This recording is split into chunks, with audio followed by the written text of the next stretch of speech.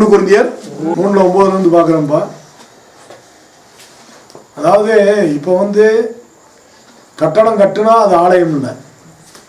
கட்டடத்தை கட்டிடுவாங்க, கட்டி ஒரு சிலுவை வச்சுருப்பாங்க, அப்புறம் இயேசுநாதரை கையை விரித்து நிற்க வச்சுருப்பாங்க, அப்புறம் மாதாவை முக்காடு போட்டு மாதாவை நிற்க வச்சுருப்பாங்க, அப்படியே மாதா கையில் ஒரு குழந்தை இயேசை வச்சு குழந்தை இயேசு ஆண்டவர் தாண்டுவாங்க. இப்படி முட்டாநாய்கள் பல விதமாக இருக்காங்க. முட்டாநாய்கள், மடப்பயலுங்க, நிர்விசாரமானவங்க, பைபிளில் இல்லாதெல்லாம் செய்கிறவங்க. என்னப்பா ஊமையான நாய் பெருவயிற்று நாய் தான் பார்த்துருக்கோம்ல. இவங்க முட்டா நாய், நிர்விசாரமான நாய், நிர்விசாரமா பைபிள் எழுதாதெல்லாம் செய்வாங்க.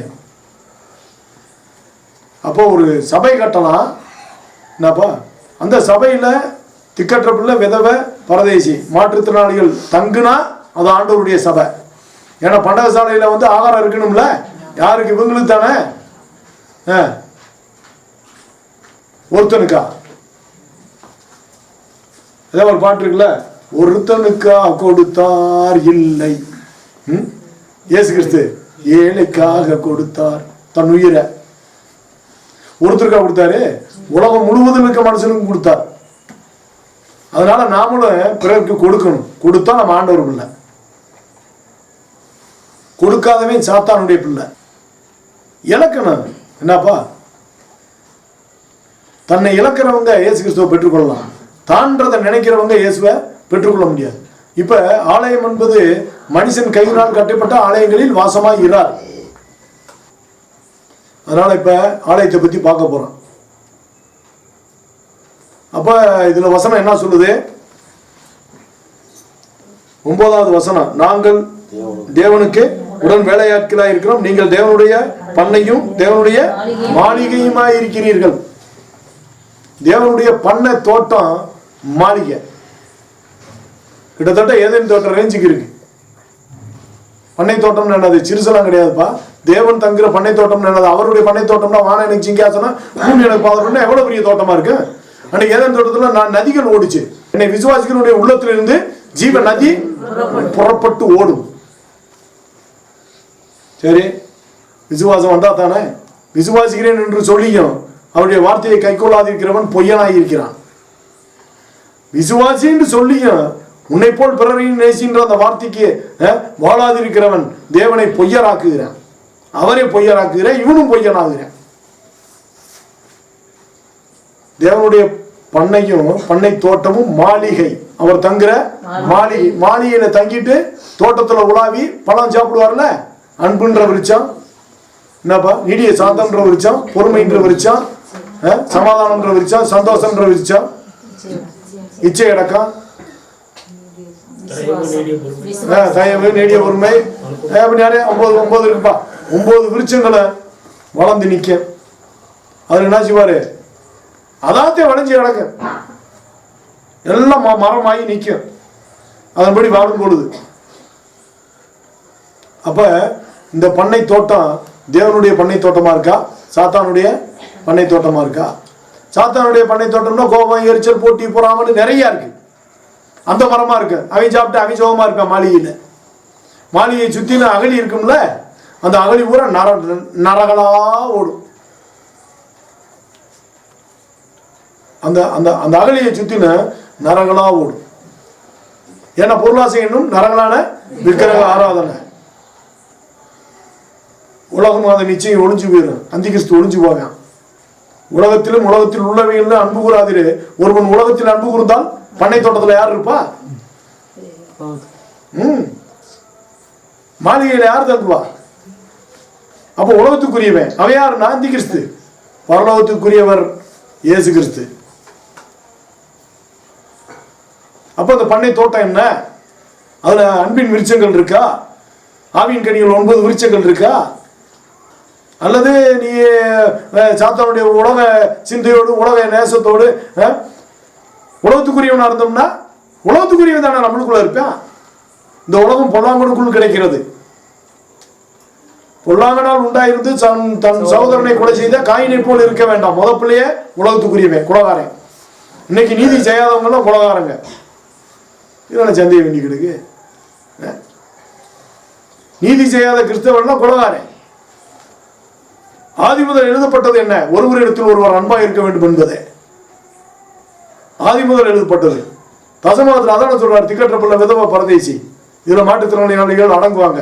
இன்னும் கொஞ்ச காலம் தான் மாற்றுத்திறனாளிகள் எல்லாம் பார்க்க முடியாது. இப்ப பாக்குறவங்க தான் பார்க்க முடியும். இவங்களுக்கு வயசாகி மறிச்சிட்டாங்கன்னா அடுத்து கிடையாது. பூரா ஆஸ்பத்திரியில போய் வயிற்றுல இருக்கும்போதே கொலை பண்ணிடுறாங்க மாற்றுத்திறனாளிகளை. கொலகார நாய்கள் வாழ்ற உலகம், கொலைகார பேய்கள் வாழ்ற உலகம். மனித பேய்களும் மனித கொலைகார நாய்களும் நடமாடிக்கிட்டு இருக்கு இந்த பூமியில. ஏன்னா வயிற்றுல கொண்டுறாங்கல்ல. ஊனமான ஒரு பிள்ளை வயிற்றுல இருந்தா வயிற்றுல கொலை பண்ணிடுறாங்க. வேணாம் அந்த பொண்ணு நீ என்ன காப்பாத்தினாலும் உனக்கு அதே ஊனமான பிள்ளை தான் பிறக்கும். ஏன்னா அவன் திருப்பி நல்லா நான் காலு கையில் பறந்துடுவேன், பைக்கில் போவேன், ஆக்சிடென்ட் ஆகி அவன் ஊனமா இருக்கான். என்னப்பா எங்கேயாவது போய் வந்து கண் பார்வை போயிடும், ஓங்கி முட்டுவேன், கண் பார்வை நரம்பு வெடிச்சு போயிடும், கண் பார்வை தெரியாம இருக்கான்.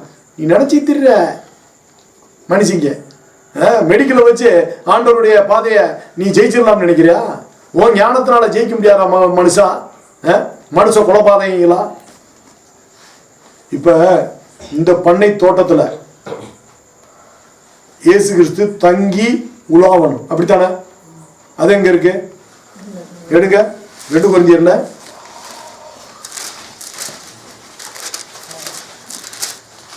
2 கொரிந்தியர் 6:6 தேவனுடைய ஆலயத்துக்கும் விக்கிரகங்களுக்கும் சம்பந்தம் ஏது? இப்ப தேவனுடைய ஆலயத்துல ஒண்ணு ஆண்டவர் இருக்கணும், இல்லாட்டி விக்கிரகங்களாகி உன் பிள்ளை குட்டி, உன் சொந்த பந்தம், தாய் தேப்பே, இந்த இந்த விக்கிரகங்கள் இருக்கணும். நீ எதை நேசிக்கிறியோ அது விக்கிரகம்.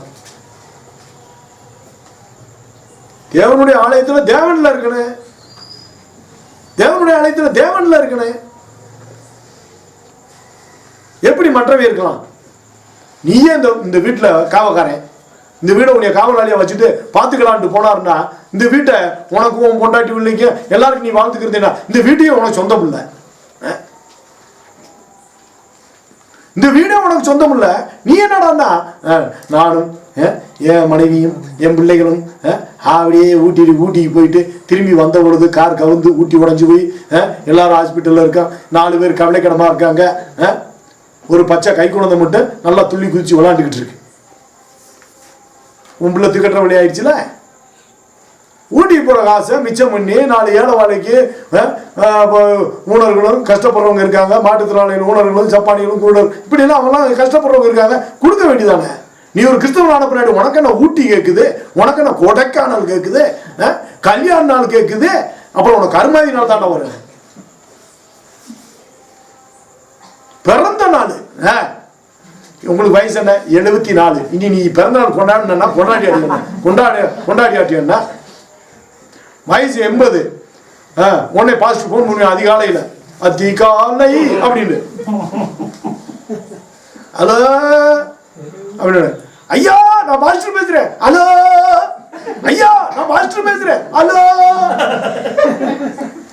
ஐயா போன இப்படி வச்சு நான் பாஸ்டர் பேசுறீங்க.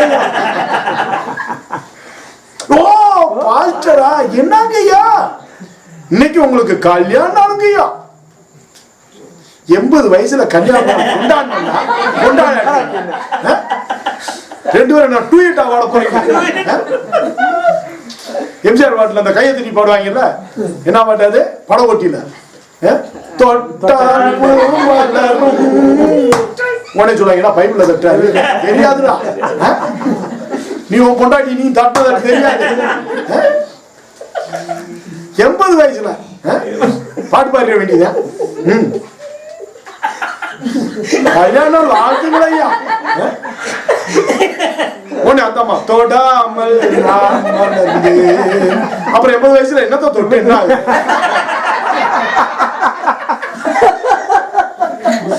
தொட்டால் கண்ணு சிவக்கும் சுட்டால் அப்படியா? சூடு வச்சா தானே சுடு போற அந்த வயசுல.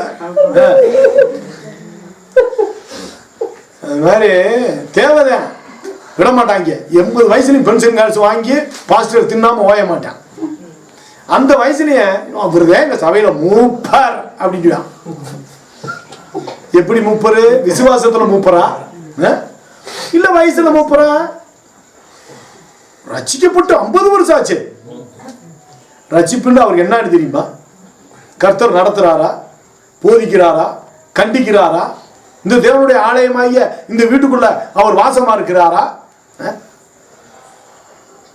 உன்னுடைய பிரச்சனையில சகலத்தையும் சுமந்து தீர்த்தாரே, இல்ல உனக்கு சுமந்து தீர்த்துட்ட, நீ தீர்க்கிறியா? ஆண்டவரே என்னுடைய நன்றி விசுவாசத்தை நான் காட்டுறேன், நீங்க என்னுடைய பாவ சாபத்தெல்லாம் சுமந்து தீர்த்தீங்க, நான் உங்களை சுமந்து இந்த பூமியில என் பாவத்தை தீர்க்கிறேன், அதான் நன்றி. இவன் பூரா ஆண்டவர் நமக்கா எல்லாம் செஞ்சு முடிச்சிட்டார். No problem. உங்க உடம்புல என்ன ப்ராப்ளம்? சுகர்ன்ற ஒரு ப்ராப்ளம், கேன்சர்ன்ற ஒரு ப்ராப்ளம், அல்சர்ன்ற ப்ராப்ளம். எப்படின்னா நோ ப்ராப்ளம். என்ன பலம் இருக்கு? சுகர் நோயாளியா உள்ள வந்தாலும் சுகர் தெரியாது. பலம் சுகருக்கு இருக்கிறவங்க மாதிரி இருக்க மாட்டாங்க. ஏன்னா அவங்களுடைய பலம், ஆண்டவருடைய ஆவிக்குரிய பலம் என்ன செய்யும்? அவங்கள தாங்கும். இன்னும் வர வர கொஞ்ச நாள்ல சுகரே இல்லாம போயிடும். நாம் இப்ப என்ன பார்க்கிறோம்? நாம தேவனுடைய பண்ணை தோட்டம் மாளிகைமா இருக்கிறோம். இப்ப அவர் தங்கி உலாவுகிறார்னு பார்க்கிறான். உலாவுகிறார். இதை கற்பனை பண்ணி பார்த்தா ஒரு மனுஷனுக்கு புரியுமா? என்னது ஆண்டவர் உலாவுறாரு? இவன் நம்மள மனுஷனா பாக்குறேன். 5 அடியா 5.5 அடியா 6 அடி மனுஷனா பாக்குறான். ஆனா இவன் ஒரு பெரிய நட்சத்திரமா இருக்கான்னு உனக்கு தெரியல. ஒரு பெரிய நட்சத்திரமா இருக்கான்றது தெரியல. மார்க்கம் தப்புன நட்சத்திரம் அழிஞ்சு போயிடும். இந்த மார்க்கத்துல சரியா இருக்கிற நட்சத்திரம் ஆண்டவர் சொல்றார், விடிவெளி நட்சத்திரத்தை உனக்கு கொடுக்கிறேன். இயேசு கிறிஸ்து சொல்றாருல, விடிவெளி நட்சத்திரத்தை உனக்கு கொடுக்கிறேன், நான் விடிவெளி நட்சத்திரமா இருக்கிறேன். அப்ப அவரை போல இருக்கணும். அவர் பிறர்பான சுமந்து பிறர்க்காக வாழ்ந்து செத்தான்னா நீ பிறர்பான சுமந்து பிறர்க்காக வாழ்ந்து சாகணும்ல. நீ பாட்டு மட்டும் பாடுவாய்ப்பா, ஏசு நல்லவர் நல்லவர் எனக்கு. அப்புறம் திருப்பி ஏசு நல்லவர். நீ என்னைக்கு நல்லவனாக போற? ஏசு நல்லவர். எடே நீ என்னைக்கு நல்லவனாக போற? ஏசு நல்லவர் அப்படின்னு தான் இருப்பான். தூங்குறவன மாதிரி நடிக்கிறவனை எழுப்ப முடியுமா? தூங்குற ஆளை எழுப்பிடணும். தட்டோட படம் முடிச்சிருவாங்க. என்ன ஒரு இந்துக்கள் தூங்குறவங்க, ஆனா கிறிஸ்தவன் தூங்குற மாதிரியே நடிக்கிறவன். சாக் போக்கு பார்ப்பான். நம்ம சத்தியத்தை கல்றான்டா, இவரையே வயிறா இருக்கான். ஏய் அறிவு கட்ட நாய்களா, நான் பேசுறது உண்மை. அந்த சத்தியத்தை எடுத்துக்க, என்னைய தூக்கி திரும்பியா? கவலையே இல்லடா, இந்த சத்தியத்தை மறந்துடிக்காத. நான் உண்மையை நான் பேசுறேன். என்னைய பாக்குற? என்னைய தூக்கி எரிஞ்சிட்டு சத்தியத்தை எடுத்துக்க. என் மனசுல இடம் பிடிக்க கூடாதுன்னு தானே நான் அப்படி பேசுறேன். என்னைய பேச வைக்கிறாரு. யார் மனசுலையும் நான் பெரியவனா இடம் பிடிக்க கூடாதுன்றதுக்கு தான் நான் அப்படி பேசுறது. ஆனா நான் பேசுற சத்தியம் ஆண்டவருடைய சத்தியம். நான் பேசுறது ஆண்டவருடைய சத்தியம். அதை எடுத்துக்க. நான் கெட்ட இந்த தூக்கி எறிய எனக்கு எந்த கவலையும் இல்லை. எல்லா பாசிட்டிவ் மாதிரி நான் வாழாற்ற நாய் மாதிரி நான் இருக்கணும்னு எனக்கு அவசியம் இல்லை. இந்த நாய் ஆண்டவர் காலை சுற்றி திரிஞ்சிட்டு போட்டேன். அதே ஒரு ஆள்கிட்ட சொன்னேன், நான் வைரேண்ணா, கெட்ட வார்த்தை வைரேன்னா என்னை தூக்கி எரிச்சிரு. சரி பேசுகிற சத்தியம் உண்மை தானே, இந்த சத்தியத்தை பார்த்துரு. அப்படி இல்லை பிரதர், நீங்கள் சொன்னால் நான் ஏற்றுக்கிறேன். அப்போ சொன்னார், எத்தனை வருஷமா நான் கத்துறேன், ஒரு கூட்டம் எவ்வளோ ஆள் இதை ஏற்றுக்கிட்டேன். ஏற்றுக்கிறேன்னு போது என்ன வெறி வருது. அதான் ஆண்டவர் சொன்னாரு, பொல்லாத உபச்சார சந்தையை அடையாளம் தேடுகிறாருன்ட்டு. நான் வருமானத்துக்காக வைரேனா, இல்லை என் சொத்து பத்தை அடிச்சுக்கிட்டீங்கன்னு வைரேனா? ஆண்டவர் ட்ராக்ல ஓடுறேன். அவர் எவ்வளமாய் கோபிச்சாரோ அதன்படியே நான் கோபிக்கிறேன். இப்பப்பா நமக்குள்ளே தேவன் உலாவுகிறார். எப்படிப்பா? நல்ல ஆவியின் கனிகளை சாப்பிட்டு, ஆவியின் கனியெல்லாம் சாப்பிட்டு அப்படியே என்ன செய்யறாரு? பண்ணை தோட்டத்தில் அப்படி உலாவுறாரு. கடைசியில் மாளிகையில் வெளியே இருக்குல்ல, அதாவது அரசங்கள்லாம் நிற்கிறது, அதை காட்டின பெரிய டிசைனா இருக்கு. அங்க அப்படி உலாவுறார். சந்தோஷமா அங்க இருக்கிறார். ஏன் அவ்வளவு வேதனைப்பட்டார்ல? ஏன் வேதனைப்பட்டாரு? அவர் மாளிகை அவருக்கு கிடைக்கல. இழந்த மகிமையை மீட்பதற்காக இயேசு கிறிஸ்து வந்தார். அப்ப அவருத்தான மகிமை. இழந்த மகிமையை மீட்க தன்னுடைய ரத்தத்தையும் உயிரையும் கொடுத்து நம்மளை மீட்டா இவங்க மகிமை செலுத்த மாட்டாங்களாம். என் பிள்ளை படிக்கலன்னு கவலைப்படுவாங்களாம், என் பேரன் படிக்கலன்னு கவலைப்படுவாங்களாம், என் பேத்திக்கு இன்னும் கல்யாணம் ஆகலன்னு கவலைப்படுவாங்களாம், இன்னும் வீடு கட்டலைன்னு கவலைப்படுவாங்களாம். அவர் வீடே பாலா கிடக்கான். இந்த வீடே பாலாய் கிடக்கும் பொழுது, சேதாரமாகி கிடக்கும் பொழுது கேட்பார்ல, டே யான் தங்குற வீடே சேதாரமா கிடக்கு, உனக்கு மச்சுப்பாவப்பட்ட வீட்டு கேட்குதாடா அப்படின்னு ஒரு ஊழியக்காரன். உண்மையான ஊழியக்காரனா இருந்தா அந்த கேள்வி இருக்கு. டூப்ளிகேட் நாய் அவன் நல்லா 7 கோடிக்கு வீடு கட்டுவேன், நான் ஆலயம் கட்டுவேன், அவன் வீடு கட்டுவேன். ஆலயம் ஒரு பக்கம் இருக்கு பிசினஸ்க்கு, இவன் சம்பாரிச்சு வீடு கட்டுவேன். அந்த ஹாரிஸ் மதுரையில் இருக்கான்ல ஒருத்தன், ஒரு நாய் தெரியுது. எனக்கு வர்ற கோபத்துக்கு அளவு இல்லை, அவனை விட்டுறேன். நாய பேடி நாய், ஏழையோட வயிற்றுல அடிக்கிற நாய், தான் மட்டும் வாழ்ந்து சுகமா வாழ்ந்துக்கிட்டு சபையில் இருக்கிற ஏழைகளை அந்த ஆடுகளை சரியாய் மேய்க்காத நாய், விசாரிக்காத நாய், ஹாரிஸ் நாய், சொரி நாய். இப்ப அவர் தங்கி நமக்குள்ளே தங்கி உலாவுகிறார் அப்படின்றத பார்க்கணும்ல. பாருங்க, தேவனுடைய ஆலயத்துக்கும் விக்கிரகங்களுக்கும் சம்பந்தம் எது? நான் அவர்களுக்குள்ளே வாசம் பண்ணி அவர்களுக்குள்ளே உலாவி. எப்படிப்பா? என்னப்பா? நான் அவர்களுக்குள்ளே வாசம் பண்ணி அவர்களுக்குள்ளே உலாவி. அப்ப அவர்களுக்குள்ள வாசம் பண்ணி உலாவுறாரு. 2 எஜமான் இருக்க முடியுமோல்ல? 2 எஜமானுடைய கூட்டம் இருக்கலாமா? தாய் தாப்பி, அண்ணன் தம்பி, அக்கா தங்கச்சி, பேரன் பேத்தி எல்லாம் இருக்கலாமா? இவங்கெல்லாம் இருந்தா இவர் இருக்க மாட்டாரு. சொல்லிட்டார்ல, கணக்கு போட்டு பார்க்க கடவன். லூக்காவில் சொல்லிட்டார் 12 சொல்லியாச்சு. யாவரும் என் இடத்தில் வந்து நான் வேணும்னு வந்துட்டேல, இவங்கெல்லாம் நானா அப்படின்னு கேட்டார். அவர் இந்த ஜனத்துக்குள்ளே அவர் வாசம் பண்றாரு, தங்கி இல்லப்பா, அவர்களுக்குள்ளே வாசம் பண்ணி அவர்களுக்குள்ளே தங்கி உலாவி நடமாடுறார். பலகணிப்பா, இது என்னது? இங்கதான் நடப்பாரு. சிந்தனை சரியில்லைன்னா இங்க எப்படி நடக்க முடியும்? உன் தலையெழுத்தை எப்படி மாற்ற முடியும்? மரணம்ன்றது உனக்கு தலையெழுத்து எழுதப்பட்டாச்சு, உனக்கு மரணம் என்ற தலையெழுத்து எழுதப்பட்டாச்சு. அந்த தலையெழுத்தை குலைச்சு போடுறவரு உனக்குள்ள வரணும்னா சிந்தைகள் சரியா இருக்கணுமே. சிந்தைகள் சரியா இல்லைன்னா நீ கிறிஸ்துவுக்கு முள்முடி சூட்டுற. இதெல்லாம் எந்த கிறிஸ்தவனுக்கு தெரியுது? தெரியலப்பா. காலில் நடந்து போய் நீ பாவம் செய்யறேன்னா காலில் ஆணி அடிக்கிற, கையில பாவம் செஞ்சா கையில ஆணி அடிக்கிற. உன் பாறை சுமைய பூரா அந்த ஆண்டவர்கிட்ட சொல்லிக்கே இருந்தீங்கன்னா தூக்கி வச்சுக்கே இருக்க. சொல்றாருல, வருத்தப்பட்டு பாறை சுமக்கிறவெல்லாம் வா என்னிடத்தில் வாங்க, நான் உங்களுக்கு இடைப்பாறுதல் தெரிவேன். நான் சாந்தம் மனத்தாழ்மையுமா இருக்கேன், என்னிடத்தில் கற்றுக்கொள்ளுங்கள். அடுத்து அவர்கிட்ட கத்துக்கிறணும்ல. என் நுகத்திலே உங்கள் தலையை கொடுங்க, என் நுகத்தை உங்கள் மேல் ஏற்றுக்கொண்டு. எப்படியே அவர் நுகத்தடியை நம்ம தலையில ஏத்துக்கிறணும். அந்த அடுத்த உலகம்ன்ற வண்டியில இருந்து பரலோக வண்டிக்கு வந்தாங்கன்னு பரலோக வண்டியினுடைய நுகத்தடியை நம்ம களத்துல வச்சு அவர் ஓட்டணும் வண்டியை, அவர் கண்டித்து உணர்த்தி நடத்தணும். இந்த ஆலயத்தில் அவர் தானே நம்மளை நடத்துறேன். முதலாளி பார்த்து என்ன செய்யணும், வேலைக்காரன் பார்த்து டே இந்த வேலையை சரியா செய்யறான்னு சொல்லணும்ல. என்னடா எங்க போற? எங்க? மருத்துவர் வீட்டுக்கா? ஏன் இந்த காலம் அங்க போகுது? ஏன் எப்படி அங்க போலாம்? மருத்துவர் தங்களை மருத்துவரை அடக்க மாட்டேன், நீ என்னை பின்பற்றி வா அப்படித்தானே சொல்லுவாரு.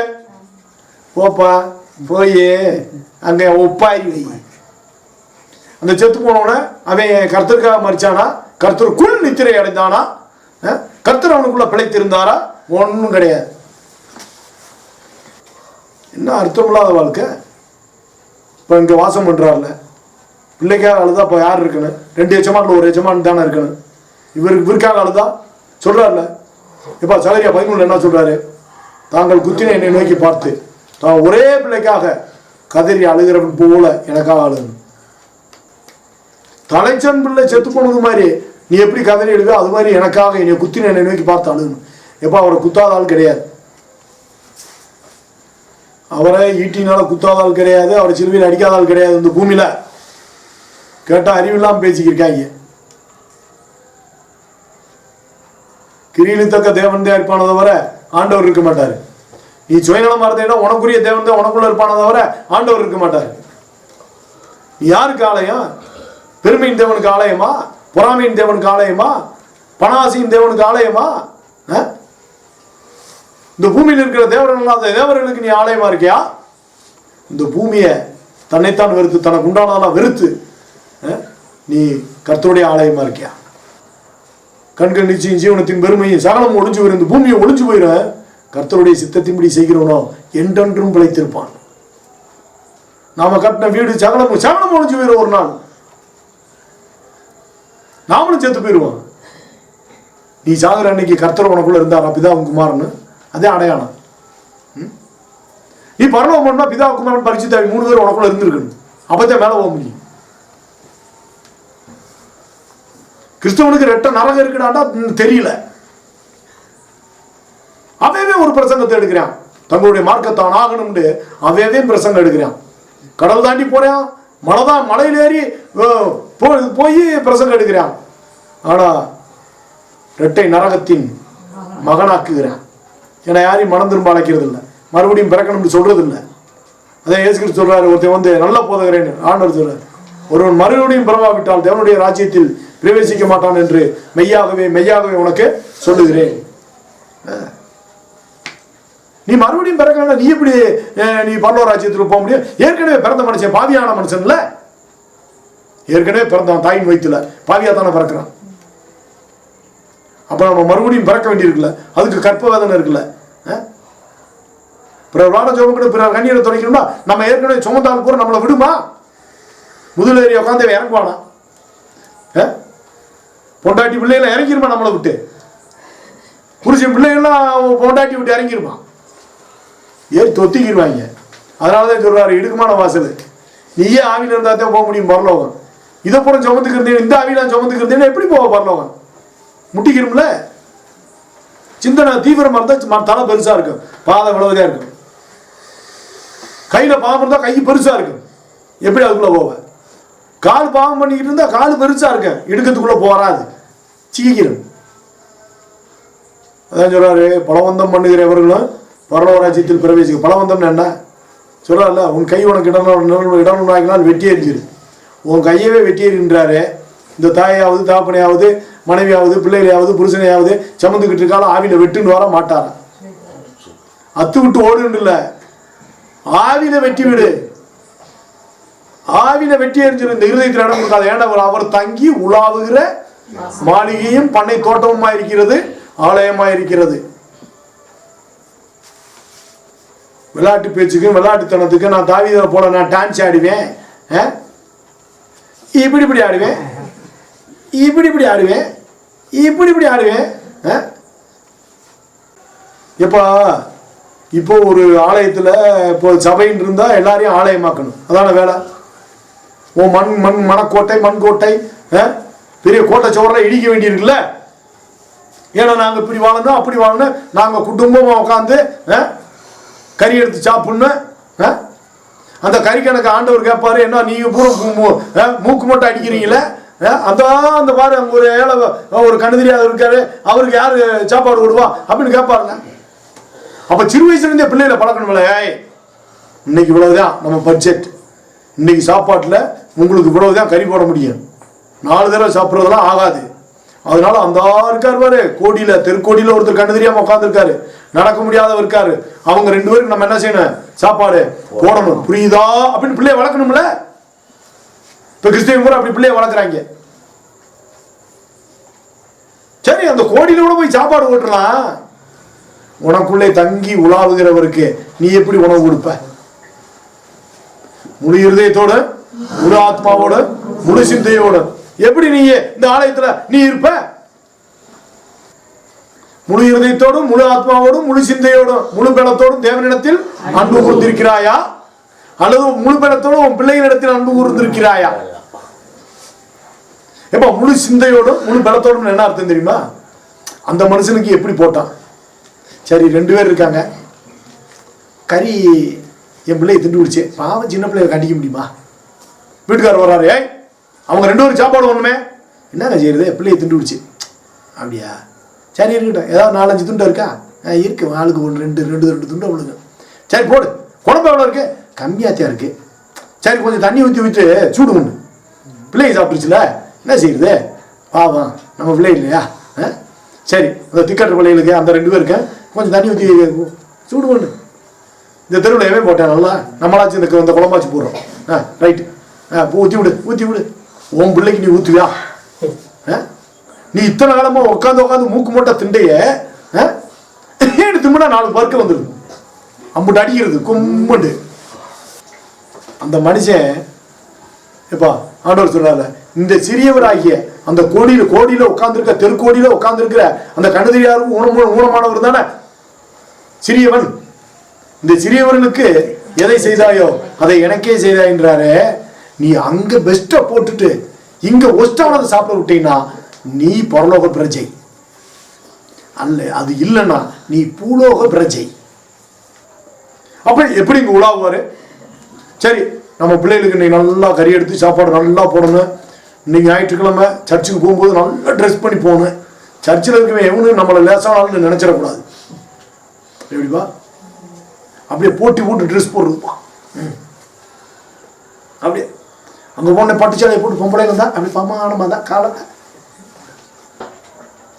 என்ன ஒரு மேக்கப்பு டிசைனு நல்லா டிசைன் பண்ணு. நாங்கள் ஒன்றும் சொல்லலை. முதல்ல இருதயத்தை முதல்ல டிசைன் பண்ணு. தேவனுடைய ராஜ்யத்தின் நீதி முதல்ல இந்த கட்டடத்தை முதல்ல செம்மையாக்கி இந்த கட்டடத்தை சரி பண்ணி பாலா கிடக்கல இந்த ஆலயம். முதல்ல அதை சரி பண்ணி அதை மராமத்து பார்த்து அதை டிசைன் பண்ணும் முதல்ல. அதான் தேவனுடைய ஆலயத்துக்கு விக்கிரகங்களுக்கு சம்பந்தம் ஏது? இன்னைக்கு தேவனுக்கு மேல எதை நேசித்தாலும் அது விக்கிரகம் தான். அவருக்கு மேல நீ எதையும் நேசி விக்கிரகம் தான். தெரிஞ்சுக்கங்க. சும்மா இருதயத்தை பார்க்காம கோவப்படுறது கவலைப்படுறது இருந்தாலும் பெத்துட்டோம்ல அண்ணன் அவர் வாட்டுக்கு பேசுவார். பெற்றால் தான் தெரியும். பெற்றால் தான் பிள்ளையா? திக்கற்ற பிள்ளையும் பிள்ளைதான். கர்த்தருடைய ஆலயமா சும்மா லேசாக்க நாய் வேணா கர்த்தருடைய ஆலயமாயிட முடியுமா? ஐமாட்டில் பாட்டு பாடுவேன். ரத்த கோட்டைக்குள்ளே நான் நுழைந்து விட்டேன், இனி எதுவும் அணுகாது, எந்த தீங்கும் தீண்டாது. ஒருத்தர் ஆமென், இயேசுவின் ரத்தம் என் மேலே ஆமென், நெருங்காது சாத்தான் ஆமென் ஆமென் ஆமென். அப்புறம் பாசமாய் சிலுவையில் பலியானார். ஏண்டா நீ என்னைக்குடா பலியாக போற? ஜீவ பலியா உன்னை ஒப்பு கொடுக்கணும். நான் பலியாகிறேன், திக்கற்ற பிள்ளை விதவை பரதேசியை நான் வாழ வைக்கிறேன். அதான சத்தியம். எத்தனை காலம் ஆண்டவர் எனக்காக பலியானார்? ஏய் அறிவேட்ட மட கிறிஸ்தவங்களான்றது மட போதைங்களா? ஒழுங்கா போதைங்களா? ஒருத்தர் கேட்குறேன், என்ன நீங்க வாட்டில் கிறிஸ்தவங்களா நாயே பாஸ்டர் நாயேட்டு வைக்கிறீங்க, என்ன செய்யணுன்றப்ப சொல்றா அப்படின்னு கேட்டேன். என்ன செய்யணுன்ற? அதுதான் ஃபோன் நம்பர் கொடுத்துருக்கேன். வா 6 மணி நேரம் நீ தண்ணி குடிக்காம பிரசங்கம் எடுக்கணும். முடியுமா உன்னால? ஆவி இருக்கிற மனுஷன் தான் பேச முடியும். 12 மணி நேரம் உபவாசம் கூட்டம் மீட்டிங்கு. வா நீ இப்போ நீயும் ஆவிக்குரியவனா நான் ஆவிக்குரியவனான்னு பார்த்துருவான். ஒரு மண்டபத்தை பிடிச்சிருவான். கடை செலவானாலும் பரவாயில்ல. நீ பேசுறியா நான் பேசுறேன் முதல்ல டாஸ் போட்டு பார்த்துருவான். டெஸ்ட் மேட்ச் மாதிரி. டாஸ் வின்னிங் யாரு? டாஸ் வின் பண்ணாலும் 6 மணி நேரம் பேசணும். அதுக்கு முன்னாடியே உங்களை டெஸ்ட் எடுக்கப்படும். வரும்போது தண்ணி குடிச்சிட்டு வந்தீங்களா, சாப்பிட்டு வந்தீங்களான்னு. ஏன்னா நீ பயங்கரமா 4 மணிக்கெல்லாம் கஞ்சி குடிச்சு தண்ணியை குடிச்சு வந்துருவாங்க. என்னப்பா ஆனா நீ வாங்கி எடுத்துருவேன் இங்க வந்துட்டான். ஏன்னா இங்க உண்மையிலே ஆவிக்குரிய வேகம்ல ஓடிக்கி இருக்கு. யுத்தம், ஆவிக்குரிய யுத்தம். வாங்கடாண்டா ஒருத்தி வர மாட்டேன். அப்புறம் எதுக்கு பேசுற? நான் கெட்ட வார்த்தையில வயிறேன்னா ரைட்டு, கெட்ட வார்த்தையில வயிறேன், என்னைய விட்டுரு. சத்தியம் உண்மை தானே? இல்லை மடத்தனமா பார்க்காத யூடியூப்ப. மக்களே ஞானத்தோடு பாரு, உண்மையை ஏத்துக்க. இந்த பூமியில வாழ்றோம்ல, ஒருத்தர் கெட்ட வேணா விளையிடுறோம், நல்லவனால பழகிறோம்ல, அதுதான் நான் சத்தியம் உண்மையை தானே பேசுறேன். எனக்கு மரியாதை தேவையில்லை, கிறிஸ்துவுக்கு மரியாதை கிடைக்கட்டும். உனக்குள்ள தங்கி உலாவ போறது அவர்தான். உனக்காக மரித்தவர் அவர்தான். ரத்தம் சிந்தினவர் அவர்தான், நான் கிடையாது. விட்டா எனக்கு மரியாதை கொடுப்ப? ஆண்டவருக்கு மேல மனசுல இடம் கொடுப்ப? எனக்கு தேவையா? அப்படி ஊழியம் நான் பண்ணா எனக்கு நியாயம் இருக்குமா? அதனாலதான் நான் இடறதுக்கு ஏதுவான ஆளாவே நான் இருப்பேன். என்னால இடறி விழுந்துடாத, சத்தியத்தை கரெக்டா பார்த்துக்க, சத்தியத்தை படி நடந்து ஓடிக்கே இரு. இல்ல எங்களோட நீதி நியாயம் செய்யணும், தர்மம் செய்யணும், வந்து கலந்துக்கிறியா? வந்து கலந்துக்க வாங்க. ஏன்னா கர்த்தருடைய சரீரமாகிய சபை எதுன்றத அறிஞ்சுக்க. எது கர்த்தருடைய சரீரமாகிய சபை, எது கர்த்தருடைய சரீரமாகிய சபை இல்ல. அப்ப கர்த்தருடைய சரீரமாகிய சபை யாருக்கு ஆண்டவர் இறங்குறாரு? விருந்து பண்ணா யாரை பண்ண சொல்றாரு? ஏழைகளின் உணர்வையும் ஜப்பானியும் கூட ஏன் அந்த மாற்றுத்திறனாளிகள் பழைய ஏற்பாட்டில இருந்து புதிய ஏற்பாடு வரைக்கும் பரிந்து பேசப்பட்டிருக்கு? எது மாசில்லாத சுத்தமான பக்தி? திக்கற்ற பிள்ளைகளும் விதவைகளும் படுகிற உபத்திரவத்திலே, அவருடைய கஷ்டத்திலே, பிரச்சனையில, வறுமையில, துன்பத்துல, பசியில, வஸ்திரம் இல்லாமல் இருக்கிறதுல, அவருடைய உபத்திரவத்துல விசாரிக்கிறதும் பங்கெடுக்கிறதும், உலகத்தால் அதாவது சுயநலத்தால், பொண்டாட்டி பிள்ளை தாய் தாப்பே எல்லாராலையும் கரைபடாத வடிக்கு, உலகம்ன்றதுல சுயநலத்தால் கரைபடாத வடிக்கு எல்லாருக்காக வாழணும், எல்லாரையும் காப்பாத்தின தாய் தப்பனா இருந்தா எல்லாருக்கும் நம்ம ஆதரவா தான் இருக்கணும். ஆனா அவர்களை விட நீ தேவனை நேசிக்கணும்ல. அப்ப இவர்களுக்குள்ளதான தேவன் இருக்காரு. இந்த சிறியவராகிய மாற்றுத்திறனாளிக்குள்ளேயும் ஊனர் சப்பானி கூட இவங்களுக்குள்ளதான இருக்காரு, ஏழைகளுக்குள்ளதான இருக்காரு. அதான சொல்றேன், ஜட்ஜ்மெண்ட் இல்லை. நான் பசியா இருந்து எனக்கு ஆகாரம் கொடுத்தேன், நான் வஸ்திரம் இல்லாத இருந்தேன் வஸ்திரம் கொடுத்தேன், நான் வியாதியா கிடந்து என்னை பார்க்க வந்த விசாரிச்ச. கவர்மெண்ட் ஆஸ்பத்திரி போவான், அங்க சொந்தக்காரனை பார்க்க போயிட்டு பேசாம சொந்தக்காரனுக்கு வாங்கி கொடுக்கறதுக்கு நம்ம கவர்மெண்ட் ஹாஸ்பிட்டல்ல போய் ஐசி பேடு அது இதில் போனோம்னா நிறைய அனாதையா படத்து கிடக்கு. அப்படியே அதுக்கு படத்தை வாங்கி கொடுத்துட்டு வர வேண்டியானே.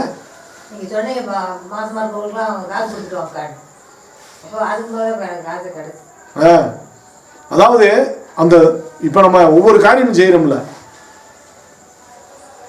இந்த சிறியவர்களுக்கு செஞ்சீங்கன்னா நீ என்ன அளவின்படி வளர்க்குறியோ அந்த அளவின்படி உனக்கு வளர்க்கப்படும். ரஜேக்கா என்ன சொல்றாங்கன்னா, அது செஞ்சாங்க என்னப்பா அவங்களுக்கு பதிலுக்கு என்ன செய்யுது, அளக்கப்படும். இப்பப்பா ஒரு கற்பிணி பண்ணி ஏழை வாழன்னா அதுக்கு அந்த பொம்பளைகளுக்கு பேரிச்சம்பழம் அது இது சத்துணவுனா கிடைக்குமா? பணக்காரங்களுக்கு அது போய் வாங்கி சாப்பிடுவாங்க, உங்களுக்கு கிடைக்காதுல்ல. ஒரு சபையில ஏழைகள் இருந்தா நல்லா இருக்கும். ஏன்னா அவங்க சத்தியமும் கேட்கிறாங்க, அவங்கள நம்ம விசாரிக்கலாம். கரெக்ட் தானே? அவர் தங்கி உலாவுகிற ஆலயம் இதுல விற்கிறதுக்கு என்ன ஆயிடும்? தேவனுடைய ஆலயமா இருக்கிற நீ இந்த ஆலயத்தில் இருக்கிற சிங்காசனத்துல அவர்ல உட்காரணும். மாளிகை இருந்தா அங்க சிங்காசனம் இருக்கு. எப்படி இந்த சிங்காசனத்துல இவர்ல இருக்குன்னு, இவர் இருக்கிற இடத்துல நீ யார வச்சிருக்க? அதே அப்ப கேள்வி. அவர் இருக்கிற இடத்துல இப்ப யார் இருக்கா? அந்த இருதயத்துல கண்டுபிடிக்கலாம்ல. அறிவிட்டவர் கிறிஸ்தவ கேட்டா ஆண்டவர் இல்லாம நான் வாழ முடியுமா? ஏய், காலையிலிருந்து சாயந்தரம் வரைக்கும் யாரும் உன் இருதயத்துல சொல்லு. யார்கிட்ட போன்ல அதிகமா பேசுன சொல்லு. யார பத்தி சிந்திச்ச சொல்லு. திக்கற்ற பிள்ளை விதவா பரதேசி இந்த ஏழைகளை நீ நினைச்சு விசாரிச்சிருந்தீங்கன்னா கர்த்தர் உலாவுறாரு. யார் இருக்கா? அப்ப இந்த இருதயத்துல எப்படி ஆண்டவர் இருக்காரு? ஏப்பா கிறிஸ்தவ மக்கள் இந்த போதை எப்படி உருவாக்கி வச்சிருக்காங்க? ஜெபம் பண்ணு, பைபிள் படி, ஜெபம் பண்ணு, பைபிள் படி, ஜெபம் பண்ணு, பைபிள் படி. பொண்டாட்டி விட்டு 2 பேரும் பேசாம தூங்கிரு, பொண்டாட்டி விட்டு 2 பேரும் பேசாம தூங்கிரு. பிள்ளை எப்படி பறக்க? அறிவட்ட நாய்களா? அது மட்டும் சொல்லிக் கொடுக்க வேண்டியதே இல்லை. குறிப்பிட்ட வயசு வந்து லவ் பண்ணுவாங்க, எல்லா அநியாயம் பண்ணுவாங்க. அந்த அநியாயம் மட்டும் தானா தெரியும். ஆனா சத்தியத்தை நம்ம சொல்ல வேண்டியிருக்கு. பைபிள் படிக்கிறேன், ஜெபம் பண்றேன், பைபிள் படிக்கிறேன். இங்க கிரியலுக்கு என்ன வேலை இருக்கு? பைபிள் என்ன எழுதியிருக்கு? வார்த்தைப்படி நடப்பவனே பரலோக ராஜ்யத்தில் பிரவேசிப்பனா இல்லாமல் என்னை நோக்கி கர்த்தாவே கர்த்தாவே என்றுமே பிரவேசிப்பது இல்லை. பிள்ளை இல்லடா ஆஸ்பத்திரியா ஓடுற, பிள்ளை பிறக்கணும்ன்ற, அப்புறம் அந்த பிள்ளைக்காக வாழணும்ன்ற. அப்ப ஆண்டவர் சொல்ல கற்பனை கட்டலாம் கேன கடவுளாது. இந்த கிறிஸ்தவங்களை கேட்கிறேன், ஜெபம் பண்றேன், பைபிள் படிக்கிறேன், ஜெபம் பண்றேன், பைபிள் படிக்கிறேன், ஜெபம் பண்றேன், பைபிள் படிக்கிறேன். அப்புறம் கிரியையில் எங்க இருக்கு? பொண்ணு பார்த்தா கல்யாணம் முடிச்சேன், பொண்ணு பார்த்தே கல்யாணம் முடிச்சேன், பொண்ணு பார்த்தே கல்யாணம் முடிச்சேன், தாலி கட்டினேன். அங்க மட்டும் பிள்ளை வேணும்ன்ற, இங்க ஆண்டவர் வேணும்ட்டு பைபிள் படிச்சே ஜெபம் பண்ணேன், ஆண்டவர் வேணும்ட்டு ஏன் நினைக்க மாட்டேன்ற? அதான் பவுல் சொல்றாரு, உங்களுக்குள்ளே கிறிஸ்து உருவாகும் அளவு நான் நெருக்கப்படுகிறேன், கற்ப வேதனைப்படுகிறேன். என்ன ஊழியக்காரன் கிறிஸ்து உருவாக என்ன வேதனைப்படுறேன், என்ன கற்ப வேதனைப்படுறேன் இருக்கிற பாஸ்டர்லாம் மோனிசிவாசி, ஜார்ஜ் செல்வராஜ், ஆலம்பாலு, பால்த்து நகரன், இன்னும் etcetera etcetera A to Z எவனும் கிடையாது. நீங்க ஒரு ஆள் தானாக்குண்டா ஏழு அப்படித்தான்டா தெரிஞ்சதை பார்த்துக்கடா. உன்கிட்ட வந்து நான் விளக்கம் சொல்லணும்னு அவசியம் இல்லை. நீ இந்த பிரசங்கத்தை முடிச்சா கேட்டா நீ திருந்திருவேன். எங்களுக்கு தெரியும். இப்போ நான் இருக்கேன்னா நான் எவ்வளோ கஷ்டப்பட்டு நான் வளர்றேன், நான் என் இருதயத்தை எப்படி காத்துக்கிறேன் எல்லாம் எனக்கு தெரியும். ஒரு ஆள் எப்படி இருப்பான்னு தெரியும். 100% எடுத்தாலும் வீட்டுக்கு போன என்னத்துக்கு கோவம் வருது? நீ மாம்சமா இருக்க, நீ மாம்சமா இருக்க. இங்கிருந்து வீட்டுக்கு போகும்போதே கோவப்பட்டணும்னு நினைச்சு போனேன்னா நீ மாசமா இருக்க கோபத்துக்கு, நீ பெர்கனண்டா இருக்க கோபத்துக்கு. வீட்டுல உடனே சண்டையை போடுற, அங்க என்ன செய்யற கோபத்துக்கு பிள்ளைய பெத்து எடுக்கிற. இங்க இருந்து போகும்போதே அமைதியா இருக்கணும், நீடிய சாந்தமா இருக்கணும் போயிட்டீங்கன்னா நீ பெர்கனண்டா இருக்க. அங்க போய் நீடிய சாந்தமா இருந்துட்டீங்கன்னா ஆண்டவர் பிள்ளைய பெத்துட்ட, அப்படித்தானே? தங்கி உலாவுகிறாரு, தங்கி உலாவுகிற தேவனுடைய ஆலயமா இருக்கிறீர்கள். நல்லா பாருங்க, தேவனுடைய ஆலயத்துக்கு விக்கிரகங்களுக்கு சம்பந்தம் ஏது? நான் அவர்களுக்குள்ளே வாசம் பண்ணி அவர்களுக்குள்ளே உலாவி அவர்கள் தேவனாய் இருப்பேன், அவர்கள் என் ஜனமாய் இருப்பார்கள் என்று தேவன் சொன்னபடி நீங்கள் ஜீவனுள்ள தேவனுடைய ஆலயமாய் இருக்கிறீர்கள். விளையாட்டு இவங்க ஆலயத்துல போய் கேள்வி வைப்பாங்க, எப்படி என் பிள்ளை ஏன் படிக்கல? அப்போ உனக்குள்ள தேவன் உலாவல, வாசமா இல்லை.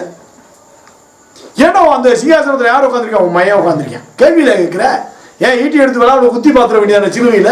நீ எல்லாம் உசுரோட இருக்கியா? என் பிரச்சனை என்னன்னு பார்க்கல, கேளு. நீ அப்படித்தான் கேட்கிற. அதுதான் வேத சட்டம், பரலோக சட்டம். நீ எனக்கு ஏன் இப்படி நடக்கல, இந்த ஆண்டவர் ஏன் இந்த விசாரிக்கலன்னா நீ ஈட்டி எடுத்து குத்தி அவர் உயிரோட இருக்காரா இல்லையான்னு நீ செக் பண்ணி பார்க்குற. என் மகனுக்கு ஏன் என்ன வேலை கிடைக்கல? உனக்கு கிடைச்சிட வேண்டியதான், உன் மகனுக்கு வேலை கிடைச்சிட வேண்டியதான். உனக்குள்ள நீ தங்கி உலாவுல வச்சிருக்க. அதான் சொல்ற, தேவனுடைய ராஜ்யத்தின் நீதியின் தேடு, அப்பொழுது இவையெல்லாம் உனக்கு கூட கொடுக்கப்படும். தேவனுடைய ராஜ்யத்தின் நீதியின் தேடு, அப்பொழுது இவையெல்லாம் உனக்கு கூட கொடுக்கப்படும். தேவனுடைய ராஜ்யத்தின் நீதியில தேடுன நீ பிள்ளை படிப்புல தேடுற, மகனுக்கு சம்பளத்துல தேடுற, மகனுக்கு புருஷனை தேடுற, மகனுக்கு பொண்டாட்டியை தேடுற, எல்லாரும் ஒன்னா உட்காந்து கும்மி அடிக்கிறதுக்கு வீட்டை தேடுற, வாடகை வீட்டு இல்லை சொந்த வீட்டை, இதெல்லாம் செஞ்சு கொடுக்கலாம். என்ன ஆண்டவரேன்ற? அப்போ உனக்குள்ள இல்லை. உனக்குள்ள இருந்தா இதெல்லாம் வேணாம்ன்றீல்ல. சீசர் யாரு? சீசன் யாரு? உலகம் போய் சகல ஜனங்கள் சீசர் ஆக்குனாண்டா அவங்க சரியாத வேலை பார்த்தாங்க. ஆண்டவருடைய சீசர் எல்லாம் இவங்க பூரா சீசனா இருந்தா தானே. சீசனா ஆக முடியாது இவங்க. ஏன்னா இவங்க வருவது என்னது? ஆதாய தொழிலுக்காக வர்றான், சம்பாதிக்கிறதுக்காக வர்றான். வந்தோடனே பாருங்க, பைபிள் காலேஜில் படிச்சு முடித்தோடனே பொண்டாட்டி தான் தேடுவான். அதுலேயும் பொண்ணு கொடுக்குறவங்க என்ன செய்வாங்க, இவர் எங்கே பாஸ்டராக இருக்காரு கிராமத்துலன்னா உனக்கு கொடுக்க முடியாதியா பொண்ணுன்றிருக்கான். இல்லை டவுனில் சென்ட்ரலில் வச்சிருக்காரு, பஸ் ஸ்டாண்டு கிட்டா தப்பி கொடுத்து என்ன செய்வாங்க, போட்டி போட்டு என் பொண்ணை கொடுக்குறேன் அவன் பொண்ணை கொடுக்குறேன்னு. இவன் கார் யார் கொடுக்குறா? இவன். நகை கேட்க மாட்டேன்ப்பா, நகையை மட்டும் கேட்காம அதுக்குரியதை பூரா கேட்பேன். சொந்த வீடு, காரு, அப்படியே ஒரு 5 லட்சம் ரூபா ரொக்கம். எடு 5 லட்சம் கம்மியாக சொல்கிறேன், 15 லட்சம் ரூபா ரொக்கம் போட்டோ. அவங்க பிள்ளைக்கு 50 பவுன் போடுவீங்கல்ல, 100 பவுன் போடுவீங்களா, அதை பணமாக கொடுத்துருங்க. எப்படிப்பட்ட வியாபாரி இவெல்லாம்? பாஸ்டர் வருவாங்கப்பா, கஞ்சி இல்லாமல் தெருவில் இருப்பாங்க, ஒரு வாடகை வீட்டில் இருப்பாங்க. திடீர்னு கொஞ்ச நாள் கழிச்சு பார்த்தோம்னா சொந்தக்காரன் வந்து இறங்குவாங்க. கவுண்டர் மணிலாம் தோத்து போகணும். கேடக்கழுதை இருக்குல்ல, மந்தை என்ன செய்யுது? மெய்ப்பனை மேய்க்குது. மந்தை என்ன செய்யுது? மெய்ப்பனை மேய்க்குது. மெய்ப்பன் அல்லவா மந்தையை மேய்க்கணும்? மெய்ப்பன் அல்லவா மந்தையை மேய்க்கணும். இங்க எல்லா சபையிலையும் மந்தை என்ன செய்யுது? மெய்ப்பனை மேய்க்குது. அதான் அவனை பத்தி சொல்றாரு, கொளுத்ததை அடிக்கிறடா, அதுலயும் வந்து உத்து பாக்குறேன். எந்த ஆடு நல்லா கொளுத்து இருக்கு, பணக்கார ஆடா பார்த்து முழுசா எழுதி வாங்கிறேன். ஆனா மந்தையோ மேய்க்காதே போகிறான். மந்தையில எந்த ஜனத்துக்கு ஒரு பைசா கொடுக்க மாட்டேன். இங்க எப்படி ஆலயம் இருக்கு? அவனே ஆலயமா இல்லையா? நீ தேவனுடைய ஆலயமாக பிரயாசப்பட்டா தானே நீ சபையில் இருக்க ஆடுகளை நீ தேவனுடைய ஆலயமாக்க பிரயாசப்படுவ. மெய்ப்பண்ண மந்தையில மேய்க்கணும். இப்ப நான் இருக்கேன், இவ்வளவு பேரை வச்சு பேசுறேன்லப்பா. இப்ப மந்தையை தானே மேய்க்கிறேன், எல்லாருக்கும் தெரியுதுல்ல, வெளியரங்கமா தானே இருக்கேன். இதெல்லாம் வீடியோவில் பார்க்குறவேன், யூடியூப்ல பார்க்குறவேன், ஏன் தேவையில்லாம கேள்வி கேட்கிறேன்? முழுசா பாடுறா. நல்லா பார்க்குறவங்கள மதிக்கிறோம், முழுசா பார்க்குறவங்கள நாங்கள் மரியாதையை பேசுகிறோம். பார்க்காம கேள்வி கேட்கிறவன அவனுக்கு நாங்கள் பயப்படணும் எங்கள் அவசியமே இல்லை. நீ ஒழுங்கா முழுசா படிச்சு பார்த்துட்டேன்னா நீயே திருந்திக்கிருவ. அதுலயும் திருந்தாம கேள்வி கேட்ட உனக்கு சாப்பிட்டதான் சரியா இருக்கு. தேவனுடைய மிளாறு பேச எப்படி இப்ப யோசிச்சிருப்பான், நான் சாட்டை எடுத்து அடிப்பேன் சொல்லுவேன் யோசிச்சிருப்பான். தேவனுடைய மிளாறு பேச, ஏன்னா அவர் மிளாற்றின் தேவன். மிளாறுன்னா என்னப்பா? மிளாறுன்னா என்ன? யார் எப்படி சாப்பிட்ட வச்சிருக்குது? சக்கமாடு அடிப்பாம இருக்க. அது மிளாறுதான், அது மிளாறுதான். இப்ப இப்ப இதுல எப்படி எழுதியிருக்கு? இப்ப யாரு இங்க தம்பி உலாவுறா? நம்ம நினைக்கிறோம்ல, சார் நம்ம பிள்ளை படிச்சு அப்படியே மயம் படிச்சு இன்ஜினியர் ஆகி அப்படியே ஒரு ரெட் கலர் ஆடி கார்ல பென்ஸ் கார்ல வந்து அப்படி இறங்கி நின்றா எப்படி இருக்குன்னு கற்பனை பண்றீங்களே, அதை அங்க உலாவிக்கிட்டு இருப்பாங்க. யாரு? மகனையாவது மகளையாவது. எத்தனை கற்பனை இருக்கு நம்மளுக்கு. இப்ப மக ஊர்ல இருந்து வருது, இங்க பார்த்தா கற்பனை ஓடிக்கிட்டு இருக்கேன். நிறைய மகன் வந்து மாட்டுத்தாவணியில் இறங்கியிருக்கேன், அங்க இருந்து டவுன் போய் சரி வந்துகிட்டு இருக்கேன். போன் சும்மா இருக்காது, அங்கிருந்து பஸ் ஏற எந்த இடத்துல வந்துக்கு இருக்க? ஏம்மா வந்துக்கு இருக்கேன். அதான்ப்பா, எங்கம்மா வர்ற? வந்துட்டேன் மாட்டுத்தாவணிக்கு. அப்படியே ஆத்தாளுக்கு ஒரு தாவணி எடுத்துக்கு வந்துரு.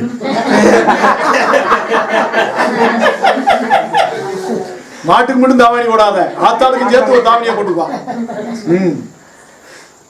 இல்ல அப்புறம் பஸ் ஏறின பின்னாடி சொல்லப்பட்டி வர முடியும். எங்க எங்க வந்துட்ட, எவ்வளவு தூரத்தை வந்துக்கு இருக்க, என்ன ஒரு எங்க தங்கி உலாவுது, அப்படி மக உலாவுது. அதான் சொல்றாங்க, மகனையாவது மகனையாவது மகளையாவது இயேசு கிறிஸ்துவாகிய என்னை பார்க்கிலும் நேசித்தால் நீ எனக்கு பாத்திரவான் அல்ல அல்ல. நீ கிறிஸ்துவை எடுத்துக்கிட்ட இருதயத்தை ஆராய்ச்சி பாரு. நீ ஆலயமா? நீ தேவனுடைய ஆலயமா? தேவன் தங்கி இருக்கிற ஆலயமா? தேவன் தங்கி உலாவுகிற ஆலயமா? தேவனுடைய பண்ணை தோட்டத்தில் அன்பின் விருட்சங்கள் ஆவியின் கனி 9 அப்படியே விருட்சங்களா வளர்ந்து கனி கொடுத்துக்கிட்டு இருக்கு. என்னை விசுவாசிக்கிற உள்ளத்திலிருந்து நதிகள் புறப்பட்டு ஓடும். அப்படியே ஏதேன் தோட்டம் மாதிரி அப்படி செழிப்பாகி நதிகள் ஓடிக்கிட்டு இருக்கு. நீ காவகாரன் தெளிவா காவகாத்துக்கு இருக்க. இந்த இருதயத்துக்குள்ள யாரையும் விட மாட்டேன், பட்டயத்தோடு நிக்கிற சொல்லிட்டார் ஆண்டவரே. சமாதானத்தை அல்ல பட்டயத்தைவே போட வந்தேன், பிரிவினை உண்டாக்கவே வந்தேன். பட்டயத்தை போட்டார்ல, வெட்டித்தான இருக்க. நீ மக வருது, நீ திகற மணிக்கு காசு வச்சிருக்க, செய்யணும்னு விதவிக்கு கொடுக்கணும்னு வச்சிருக்க. மகன் வந்து கேட்குது, எப்போ எனக்கு ஒரு 5000 அவனுக்கு ட்ரெஸ் எடுக்கணும். பட்டையை ரெடியா இருக்கணும்ல. முடியாது, இது திக்கற்ற பிள்ளைக்காக வச்சிருக்கிறேன், அதனால உனக்கு கிடையாது. படான்னு ஒரு வெட்டு. உடனே அங்க காலேஜுக்கு போகும், என்னமோ ட்ரெஸ் எடுக்கணும் 5000 வாங்கிட்டு வந்தேன். எங்க அப்பா ஒரு பெருசு, அந்த பெருசு என்னமோ திக்கற்ற பிள்ளைக்கு விதவைக்கும் கொடுக்குதான் பெருசு. அதை கூட சொல்ல மாட்டாங்க. எப்பெல்லாம் கேட்டேன், அவங்க கொடுக்க மாட்டேன்ட்டாங்க. அவங்க வாட்டில் என்னமோ திக்கற்ற பிள்ளை விதவன்றாங்க. போங்கடான்ட்டு வந்துட்டேன் அப்படின்ட்டு வாங்க ஃப்ரெண்ட்ஸ் கிட்ட. நம்மள பார்த்தேன், அம்மா அப்படி சாப்பிட்டுக்கும் போது ஒரு வாய் அப்படி வாயில அப்பா அம்மா அப்படின்னு வாயில் ஓட்டி விடுவாங்க. உடனே தாய்க்கு பார்க்கணும், என் மகன் எவ்வளவு அன்பு, அதுக்கு பின்னாடி இருக்கு வம்பு. அதனால உன் இருதயத்துக்கு ஒரு அம்பு. ஏன்னா உன் இருதயத்தில் நீ நினைத்திருக்கிற நினைவுகளை அந்த அம்புக்கு தொலைச்சிடும். எந்த அம்பு? அன்புன்ற அம்பு. அது மாயக்கார அன்பு. இந்த ஏழைகளோ, ஏழைகளுக்காக வாழ்ந்த தேவனோ உண்மையான அன்பு, உண்மையான அன்பு. ஏன்னா நம்ம பாவியா இருக்கும் போதே நம்மளை நேசித்த அன்பு, நாம அக்கிரமக்காரராக இருக்கும் போதே நம்மளை நேசித்த அன்பு. சும்மா கிடையாது. இன்னைக்கு இங்க யாரும் இருமுனீங்களா பூராமே நீங்க வில்லங்கமான ஆளு. மரியாதையா போய் இப்ப மன்னிப்பு கேட்டுக்கிட்டே உட்காருங்க. தாங்க முடியாதுல, புகைச்சல் ஏறுது. ஏறணும். தேவன் தங்க ஆலயத்துல அதுல தேவன்ல இருக்கனே, அந்த தண்ணி நீ ஜெபம் பண்ண உனக்கு குடிச்சாவும் கேட்காது. அது மாதிரிப்பா அங்க நீங்கள் தேவன் உலாவுகிற பண்ணை தோட்டமும் மாளிகையுமாய் இருக்கிறீர்கள். இங்க விக்கிரகத்துக்கு தேவனுக்கு சம்பந்தம் என்ன? நீ தேவனுடைய ஆலயமா இருக்கிய, உனக்குள்ள எப்படி விக்கிரகம் இருக்கலாம்? அந்த விக்கிரகம் என்ன? நீதான் ஒண்ணு விக்கிரகமே இல்லைன்றீல. எங்க வீட்டுல எந்த சனையும் கிடையாது. சாதம் ரோட்ல இருந்து எல்லாம் தீய பொருத்தி விட்டேன். ரைட்டு தான், அது சரி. உன் இருதயத்துல உன் பிள்ளை இருக்குல்ல, சாதகம் நோட்டு இல்லைனாலும் உன் பிள்ளைக்கு சாதகமாவன நீ இருக்க. சாதகம் நோட்டை இருக்கலாம்டா. பற்றி எரியும்படி அக்கினியை போட வந்தேன்ட்டார்ல. உனக்கு உன் மகனுக்கு நடுவில் அக்கினியை போட்டு பார்ப்பான். அந்த அன்பை சுட்டெறி. திக்கட்ட பிள்ளைக்கு உனக்கு இருக்கிற அன்பை என்னப்ப வளர விடு. உனக்கு உன் மகனுக்கு இருக்கிற அன்புல தேவனுடைய அக்கினியை போடு, பத்தி எறியிட்டேன். திக்கட்ட பிள்ளைக்கு உனக்கு இருக்கிற அன்புல ஜீவ தண்ணீரை ஊத்து, நல்லா வளரட்டும். திக்கட்ட பிள்ளைக்கு உனக்கு உன் மகளுக்கு பத்தி எறியிட்டான் அக்கினி. சொல்லிட்டாருலப்பா, உன் மகனையாவது உன் மகளையாவது அது சொல்லிட்டாருல. பிரிவினை உண்டாக்கவே வந்தேன், பட்டயத்தை அனுப்பவே வந்தேன், பட்டயத்தை போட வந்தேன். எப்படி எனில் மகனுக்கும் தகப்பனுக்கு, தாய்க்கு மகளுக்கு, மருமகளுக்கு மாமிக்க ஊழ கிடக்கும் பட்டயம். நீங்க ஒற்றுமையாவில் இருக்க முடியாது. மருமக நீதி செய்யணும்ட்டா மாமியா எடக்கு பண்ணுவாப்பா. இப்போ இப்படித்தான் போய்க்கிருந்தாங்களா ஒரு மருமகளும் மாமியாலும். மருமக என்ன செஞ்சிருக்கு, ஒரு ஏழையை பார்த்து எடுத்துருச்சுப்பா ஒரு 100 ரூபாய பிடிச்சாபாத்துக்கு மாமியா தவி விழுந்து. சினிமா படத்தில் கமலஹாசன் ஒரு படத்தில் பொம்பளை வாசம் போட்டு கார் சுற்றி வந்து நிற்பான்ல, அது மாதிரி ஒரு டைம் அடிச்சு கொண்டு வந்து நிறுத்து, கையா டப்பு நிறுத்திட்டான். நிறுத்து. அப்படியே மருமக பார்க்குது, என்னங்கத்த எத்த உன்னைய தூக்கி போட்டுக்கு எத்தடா தானே சரியா இருக்கு. அப்படியே பார்த்தோன்னே அந்த ரூபாயை வாங்கிட்டு, இவனுக்கு போட வேண்டிய பணம் எவ்வளவு தெரியுமா? என் மயன் சம்பாரிச்சு கொடுத்தா காசு 5 ரூபா போடும். ஒத்த ரூபாப்பா, ஒத்த ரூபா ஓடு. 2 சைவர் இருக்கு நோட்டை ஏகட்ட போடு. விளங்குமா? சரி, இந்த மருமக கொடுக்கிற மருமக பிசினாரி மாமியாரோட வாழ முடியுமா? 10 ரூபா ஓட்ட மாமியாரோட எப்படி மருமக இருக்க முடியும்? எப்பா பொண்டாட்டி புருஷனும் சாப்பாடு போட்டுக்கு ஒரு ஏழை வந்துருச்சுப்பா, ஒரு திக்கற்றவளை வந்து, அக்கா என் பிள்ளைக்கும் சாப்பாடு இல்லை, எனக்கும் இல்லை, எனக்கு கிழிஞ்ச சேலையோடு இருக்கேன்க்கா. அப்போ இந்த பிள்ளை போய் என்னாஞ்சிருக்கு, ஒரு சேலையை எடுத்துட்டு என்னப்பா ஒரு 100 ரூபாயை கொண்டு வந்து கொடுத்து விடுச்சு. கொடுத்தோன்னே பிடிச்சங்காரன் அப்படியே சாப்பாட்டில் கையை கழுவி இருக்கேன். நான் என்ன பாடுபட்டு உனக்கு நான் சம்பாரிச்சு கொடுக்க, ஏலா நீ வாட்டுக்கு போய் வெளியில் வந்து பொம்பளை இருக்கிறான்னு போய் கொடுத்துக்கிருக்க அப்படின்ட்டேன். இது எப்படி நல்லா இருக்க? அப்போ அந்த பொம்பளை சகிச்சு போயிட்டுமா? அத்தான் என்னத்தான் உங்களை எண்ணித்தான், அதாவது உங்க நல்ல உன்னத்தை பார்த்து எப்படி சொல்வேன் ஐயா, ஐயா அத்தான். அங்க இருந்து என்னாலா உங்களைத்தான். ஆபிரகாமுக்கு சாராள், அவன் இப்ராஹிமாவில் இருக்கேன். ஆபிரகாமுக்கு இப்ராஹிமுக்கு என்ன? விசுவாசிக்கும் அவிசுவாசிக்கும் பங்கு என்ன? ஒளிக்கு இருளுக்கு ஐக்கியம் என்ன? அப்ப நாங்க புருஷன் பொண்டாட்டியை பிரிக்கிறோமா? சில பேர் கேள்வி. பேசுறத பார்த்தா வித்தியாசமா இருக்கேன். ஏன்னா நிறைய பேர் தொட்டால் பூ வளரும்,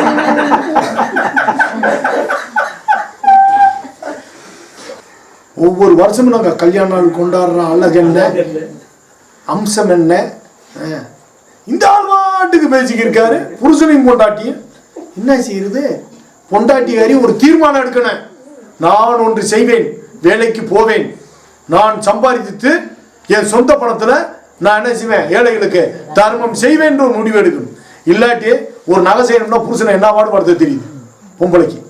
கஞ்சி ஊத்தாம அவனை கிரு குத்த தெரியும். என்னப்பா ஒரு நகை செய்யறதுக்கு ஒரு காரியத்துக்கு தான் காரியம் ஆகணும்டா. பொம்பளை அப்படியே ஒரு ஆம்பளையில பம்பரமா சுத்தி என்னப்பா அப்படி சுத்தி காட்டுவான். அம்புட்டுலாம் ஒரு தாட்டியம் இருக்குல்ல, சத்தியத்தில் மட்டும் அண்ணே அப்படின்னு என்னம்மா ஒன்றும் இல்லைண்ணே, என்னால் நீதி செய்ய முடியாதுண்ணே, என்னை வீட்டுக்காரர் தடுக்கிறாருண்ணே, அதனாலண்ணே என்னால் சபைக்கு வர முடியலண்ணே. மனசுக்குள்ள நீ சிரிக்கிற, என்கிட்ட அழுகிற மாதிரி நடிக்கிற. அப்ப நீ விசுவாசி இல்லை, உனக்குள்ள வைராக்கியம் இல்லை, கிறிஸ்து உனக்கு மரித்தாருன்ற விசுவாசம் இல்லை. எனக்காக சிலுவையை சுமந்தாரு, ரத்தம் சிந்தினாரு, அவருக்கு என் இருதயத்தில் இடம் கொடுக்கணும். என்னை பாரு, இயேசுவை பாருங்க, நான் புருஷனை நேசிக்கிறேன், அதாவது தர்மத்தை நான் என்ன செய்றேன், அருவருக்கிறேன். ஒரு நகை செய்யணும்னா புருஷனுக்கு அடங்க மாட்டேன்ற, நீதி செய்யணும்னா அடங்கி போயிடுற. அவை மிரட்டும் போது பொண்டாட்டி தினம் தூக்கி போட்டு கத்துவேன் ஒருத்தன். தர்மம் செய்யும் போது பொண்டாட்டி அடம் பிடிச்சி நான் தூக்கி போட்டு தொங்கிடும்டா. சரித்தா ஏத்தா ஏம்மா எப்பா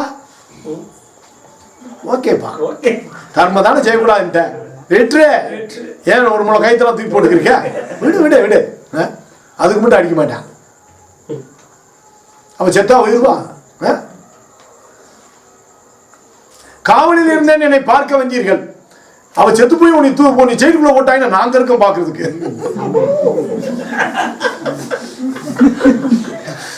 என்னப்பா சொல்லுற வேத வசனம் எழுதிருக்கேன், நான் காவலில் இருந்து என்னை பார்க்க வச்சிருக்கேன். அப்படியே நான் நீதி செய்யறதுக்காக பொண்டாட்டியாரி தூக்கு போட்டு செத்து எழுதி வச்சு, இவன் எனக்கு என் பொண்டாட்டி வீடு இருக்கு, நீ ஒழுங்கா பார்க்கல, அந்த காசை போன போய் ஏழை வேலைக்கு செஞ்சுட்டேன், நாங்க வறுமையில இருக்கோம், அதனால நான் தூக்கு போட்டு செத்து போயிட்டு எழுதி வச்சு செத்துருவான்.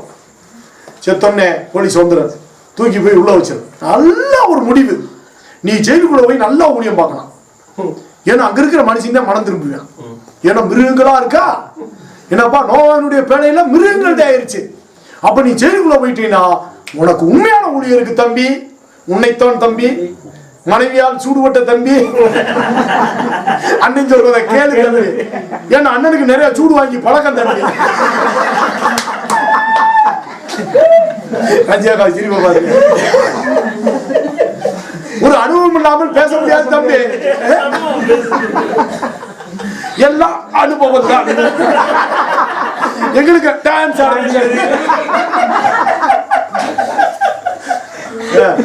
இது அனுபவம் தான். அனுபவம் இருந்தா தானே உண்மையை பேச முடியும்.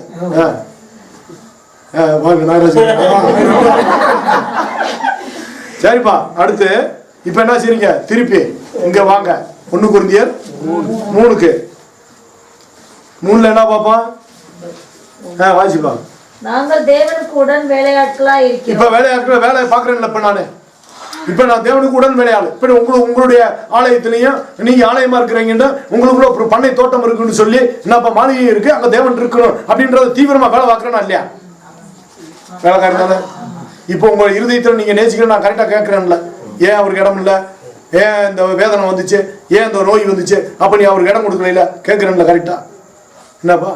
அப்ப தோட்டத்துக்கு கரெக்டா தண்ணீர் பாய்ச்சணும், உண்மையான சத்தியத்தை போதிக்கணும். போதிக்கும் போது உள்ள என்ன செய்யும், அந்த தோட்டத்துக்கு நீர் பாய்ச்சப்படும். களை எடுக்கிற வேலை இருக்கு, நீர் பாய்ச்சுற வேலை இருக்கு. மரம் ஓங்கி வளரும் போது அதை பக்கச்சிம்பளம் அரைக்கி விட வேண்டி இருக்கு. சரி வாங்க அடுத்துப்பா, இங்க பாப்பா. இது 16 வாசிப்பா. எப்பா 3ல 16பா. நீங்கள் தேவனுடைய ஆலயமாய் இருக்கிறீர்கள் என்றும் தேவனுடைய ஆவி உங்களில் வாசமாய் இருக்கிறார் என்றும் அறியாதிருக்கிறீர்களா? கேள்விக்குறி. இப்ப கேள்விக்குறி, எந்த கிறிஸ்தவனுக்கு அந்த அறிவு இல்லை. இந்த அறிவு இல்லையில இப்போ ஒரு கவலை வந்துருச்சு, அடடடா ஆண்டவரின் தேவன் அளவு உள்ள இருக்கணும், அவரை பத்தின கவலையில இருக்கணும், அவரை மனுஷன் அவமதிக்கிறான்ற ஒரு கவலை வரணும், கிறிஸ்தவனை பார்க்கும்போது இவங்கெல்லாம் தேவனை அவமதிக்கிறாங்கன்ற ஒரு வேதனை வரணும். இவங்க எல்லாம் சிலுவையில் அடிக்கிறாங்கன்றது உண்மை தெரியும். ஏன்னா நம்ம அடிச்சிருந்தா அந்த அனுபவம் இருக்கணும்ல. நான் தேவனை அடிச்சிருக்கேன், எத்தனை ரூபா ஆண்டவர் நான் சிலுவையில் அடிச்சிருக்கேன், கச்சேரி அடிச்சிருக்கேன், அந்த அனுபவம் வேணும்ல. அந்த அனுபவம் எப்படி வரும்? தியானிச்சா தானே வரும். அப்பத்தான தரிசனத்தில் ஆண்டவர் நீதாண்டா அடிச்சதுன்னு காட்டுவாரு. நம்மளே ஆயுதத்தை செஞ்சு அடிப்போம், சும்மா விளையாட்டுலாம் கிடையாது. அப்படி போதிக்கிற சபை ஆண்டவர் சபை. அப்படி ஆண்டவர் தரிசனத்தில் நீ அடிச்சேன்னு சொல்லணும். எப்பா ஒரு மனுஷன் சிலுவையில் அடிக்கிறான்னா சாத்தானா வருவேன், சிலுவையை தூக்கி அவன் அடி வாங்குவானா முதல்ல தரிசனத்தில்? என் கேள்வி பார்த்து சொல்லுங்க. ஒரு தரிசனத்தில் நாம அடிக்கும் பொழுது அவர் சிலுவையை தூக்கி நாம அடிச்சு போய்க்கிருந்தோம்னா அது உண்மையான தரிசனம் தானே? அந்த வேஷாவை போட முடியாது. அல்லேலூயா. விளையாட்டு இல்லப்பா. அப்ப அறியீர்களா?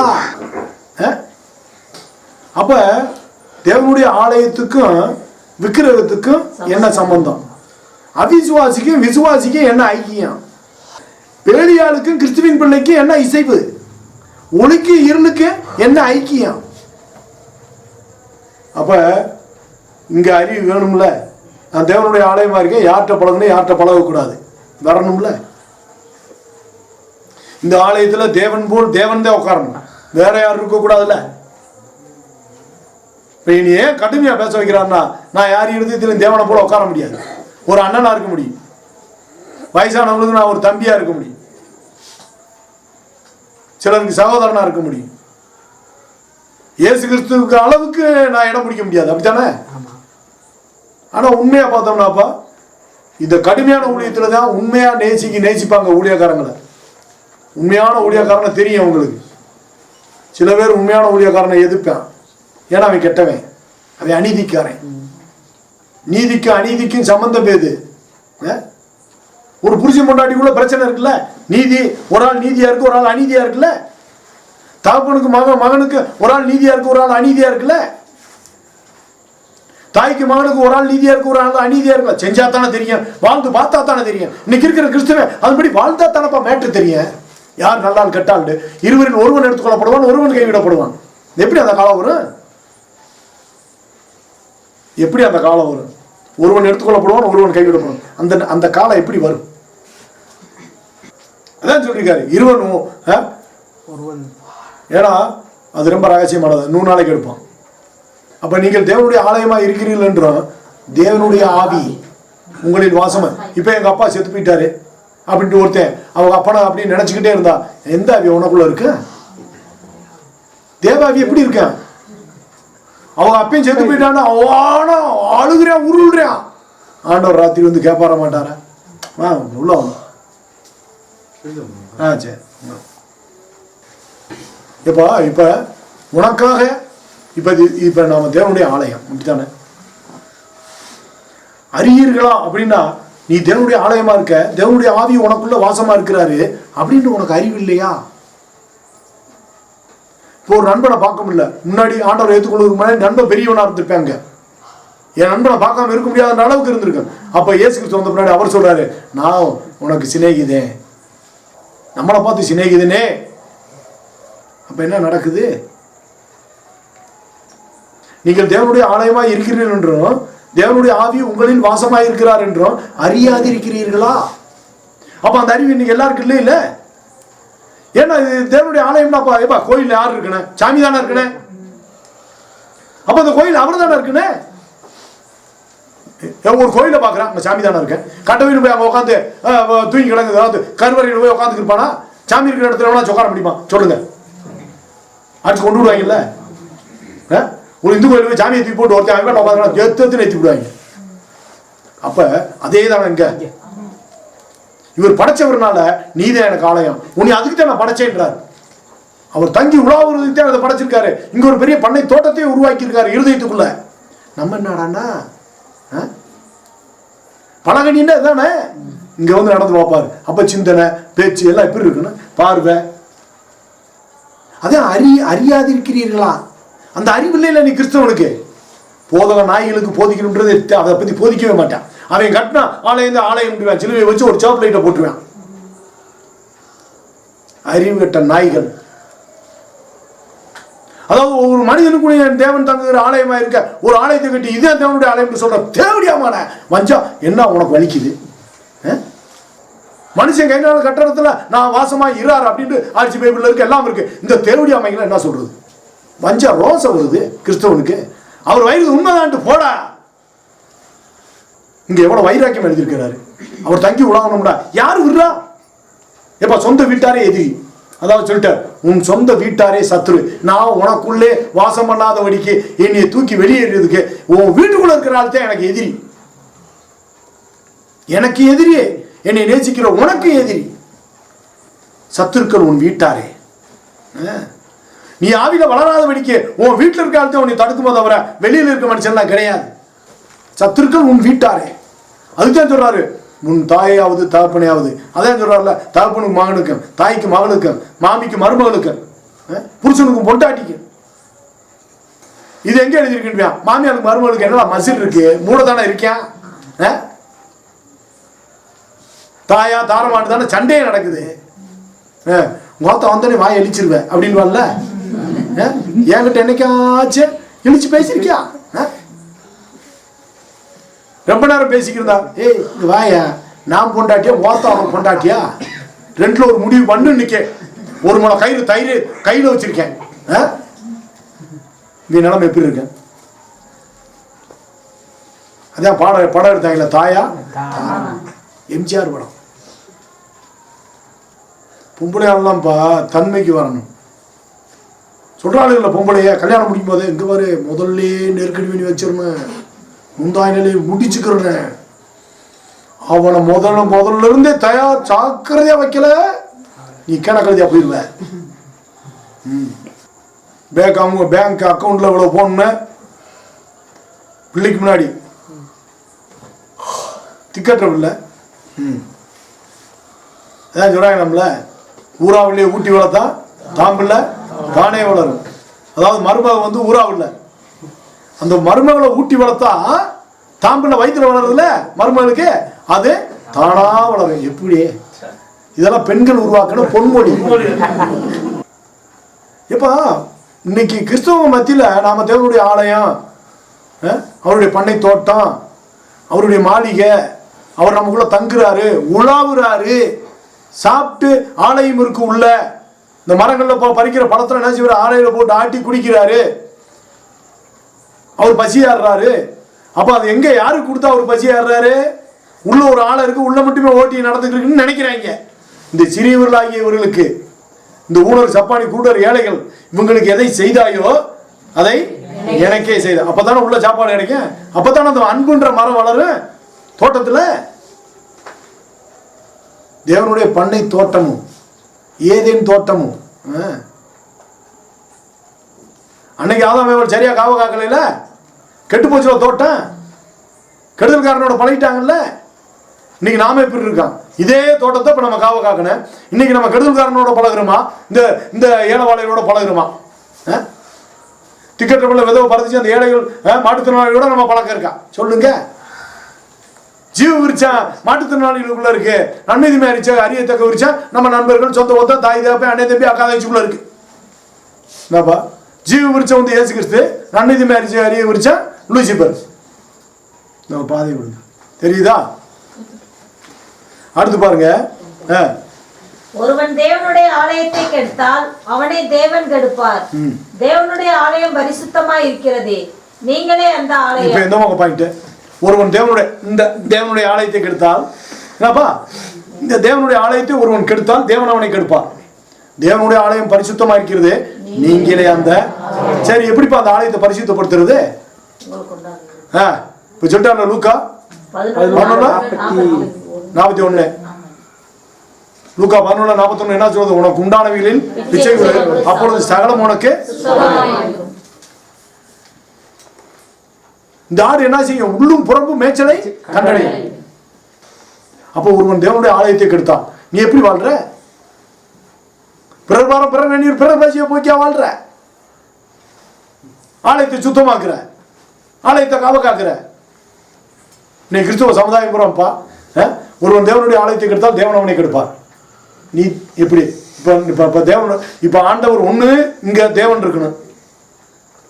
இல்லாட்டி உலகம் இருக்கணும், உலகம் இருக்கணும் இல்லாட்டி பரலோகம் இருக்கணும். என்னப்பா, பரலோகத்தின் தேவன் இருக்கணும் இல்லாட்டி உலகத்தில் இருக்க தேவனுக்கு இருக்கணும். அப்படித்தானே?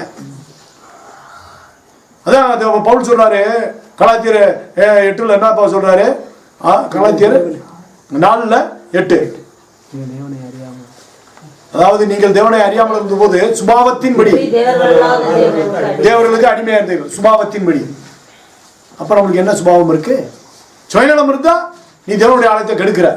பிறர் நலம் இருந்தால், பிறர் பாரம் சுமந்து, பிறர் நீர் தொடச்சி, பிறர் பசியை போக்கி நீ வாழ்ந்தீங்கன்னா நீ தேவனுடைய ஆலயத்தை பக்குவமா காத்துக்கிட்ட. நீ தேவனுடைய ஆலயத்தை கெடுக்கணும். உடனே கிறிஸ்தவங்க அவன் சேட்டு குடிக்கிறான், தேவனுடைய ஆலயத்தை கெடுக்கிறான். அவன் சாராயம் குடிக்கிறான், தேவனுடைய ஆலயத்தை. டேய் மதி கட்டவனே, மதிகட்ட கிறிஸ்துவ போதைங்களே, நீ இன்டைரக்டா கெடுக்கிற. நீதான் மிகப்பெரிய திருட. அந்த மனுஷனும் கூட திருத்திடலாம்டா. வேணாமியா, குடிக்காதையா, தேவனுடைய ஆலயத்தை கெடுக்காத திருத்தி விடலாம். நீ சீட்டு குடிக்கிறியா, தேவனுடைய ஆலயத்தை. இவன் புலகாரன், தன் பிள்ளைகளுக்காக திக்கற்ற பிள்ளை விதவை பறைச்ச கொள்றவன். தனக்காக வந்து நான் 50 லட்சம் ரூபாய்க்கு வீடு கட்டினேன், 1 கோடி ரூபாய்க்கு வீடு கட்டினேன், பாஸ்டர் 7 கோடிக்கு வீடு கட்டுறேன். இங்க என்னைக்காச்சும் விளக்கு வாங்கிக்கலாம். ஊழியக்காரன் கேட்டுக்க, நீ தேவனுடைய ஆலயத்தை கெடுக்கிற, உன்னுடைய ஆலயத்தையும் கெடுக்கிற. உன்கிட்ட வந்து உட்கார்ற ஜனங்களா எல்லாரும் தேவனுடைய ஆலயத்தை, அந்த ஆலயத்தையும் கெடுக்கிற. ஒருவன் தேவனுடைய ஆலயத்தை கெடுத்தால் தேவன் அவனை கெடுப்பார். தேவனுடைய ஆலயம் பரிசுத்தமாய் இருக்கிறது. அப்ப இந்த ஆலயத்துல யார் பெரிய ஆளு?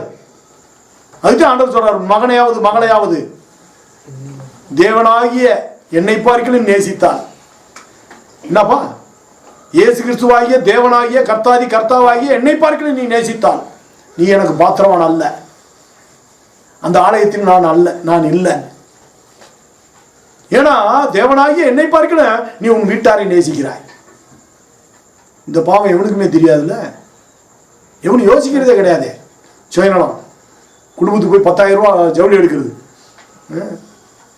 சபையில் வந்து 500 ரூபா போடுறது. ஏன் திக்கற்ற பிள்ளைக்கு அதே 9,500 ரூபா நீ கொடுத்தானும்ல. இப்படியே மாசம் பூரா கடன் ஆகுது, கடை ஏறிக்கே இருக்கு. எப்பா, அவர் நமக்காக உயிரை கொடுத்ததுனாலே அன்பு என்று அறிந்திருக்கிறோம். நாமளும் பிற ஏழை மக்களுக்காக உயிரை கொடுக்க கடனாளிகளா இருப்போம். கடைப்பட்டு போய் பிறக்கிறான். தாய் தப்புனுக்கு தெரியாது, அவங்க கடைப்பட்டு அந்த கடைக்காரனுக்கு நம்ம வரந்து நாமளும் கடைக்காரனாகி, நம்மளுக்கு ஒரு பிள்ளை வந்து அது கடைக்காரனாகி கடன் அடைக்கணும்ல. அப்ப கடன் அடைக்காதவே தேவனுடைய ஆலயத்தை கெடுக்கிறான்ல. பிறருக்காக வாழாதவே தேவனுடைய ஆலயத்தை கெடுக்கிறான்ல. தேவனுடைய ஆலயம் பரிசுத்தமா இருக்குல்ல. எப்படி பரிசுத்தமாகுது? உனக்கு உண்டான வெளியில் பிச்சை கொடு, அப்பொழுது இந்த ஆலயம் பச்சை என்ன இருக்கு, பரிசுத்தமா இருக்கு. ஏன்னா அவர் தங்கி உழவுறாருல. என்னை விசுவாசிகளோட உள்ளத்திலிருந்து நதிகள் ஓடும். அந்த நதி ஓடுனா தானே அந்த தோட்டம் செழிப்பா இருக்கும். ஏதேன் தோட்டம்.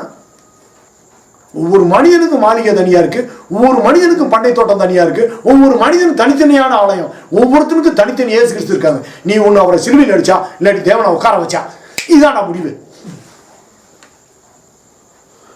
கிறிஸ்தவ பையங்களா, கிறிஸ்தவ போதைங்களா, ரெண்டுல ஒரு முடிவு. நீ ஒண்ணு இருதயத்தில் அவரை இளைப்பாற வச்சியா அல்லது அவரை சிலுவையில் அடிக்கிறா, ரெண்டுல ஒரு முடிவு தான். அறியாதவங்க அழுக்காக்குறாங்க, அறியாதவங்க அழுக்காக்குறாங்க, அறிந்தவர்களோ அவரை சிலுவையில் அடிக்கிறார்கள். இது லேட்டஸ்ட் வசனம். ஏத்துக்கிற மனதா இருந்தா ஏத்துக்கிறாட்டி போ, எனக்கு எந்த கவலையும் இல்லை. சொல்றது என் கடமை. ஆவியானவர் இல்லாமல் பேச முடியாதுப்பா. நான் அல்ல, ஆவியானவரே தான். அவர் இல்லாம நான் கிடையாது. நானே அவரே இல்லைன்னா நான் அப்படி பேச முடியாது. தன்னை ஊழியக்காரன் நான் வய முடியுமா? நீங்க வஞ்சு வாங்க இப்படி நிமிஷம் வருது என்ன விட பாண்டி விட, நான் இப்படி பேச்சு பேசுறேன், எனக்கு அவர் ஆதரவு இல்லாம நான் பேச முடியுமா? எப்பா, உலகமே தேவனுடைய ஆலயத்தை கெடுக்குது. இவங்க நான் நியாயம் தீர்த்துக்கிறாங்க மற்ற மனுஷனை. ஓ இருதயம் என்ன இருக்கு? சுயநலம் என்கிறது மிகப்பெரிய கொலகாரன், சுயநலக்காரன். பார்க்கிறவெல்லாம் கொள்றேன். ஏன்னா அவனுக்காகவே சொத்து சேர்த்து வைப்பேன், வீடு கட்டுவேன், இன்னொரு வீடு கட்டுவேன், இன்னும் பிள்ளைகளுக்காக பணம் சேர்த்து வைப்பேன். ஒருத்தருக்கு ஒன்றும் செய்ய மாட்டேன். கல்யாண செலவு அள்ளி விடுவேன். எப்படி அவன் பிள்ளை ஊட்டி நிம்மதியா இருக்கேன்? இல்லை, நீ சிக்கனக்காரன், நீ சுயநலக்காரன். உன் பொண்டை உன் பிள்ளைகளுக்கு எப்படி செலவு பண்ணிக்க, செலவு பண்ணி உன் பிள்ளை ஊட்டி நாசமா போகும்டா. ஏசு கிறிஸ்துவே நீ நாசம் பண்ற, நீ தேவனுடைய ஆலயத்தை கெடுக்கிற. உனக்கு ஐயோதான். எத்தனை கோடி செலவழிச்சு உன் பிள்ளை ஊட்டிக்கு கிறிஸ்தவ நீ கல்யாணம் முடிச்சு வச்சு பாரு, உன் பிள்ளை ஊட்டி விளங்காது, உன் மகன் விளங்காது, உன் மகன் விளங்க மாட்டேன். ஆனா அதே இது உன் மண்டபத்தில் கூட அந்த ஏழைகளையும் ஊனரையும் தெருவா போய் கொண்டு வந்து நல்லா விருந்து விருந்து வச்சுட்டு அந்த ஜனத்துக்கு 1 வருஷத்துக்குரிய பலசரக்கு வாங்கி கொடுத்து அனுப்பிடு. நீ நல்லா இருக்கலாம். இயேசு கிறிஸ்துவின் நாமத்துல நீ நல்லா இருப்ப. உனக்கு எவ்வளவு கொடுக்கப்படுதோ அவ்வளவு உன்னிடத்தில் கேட்கப்படும்.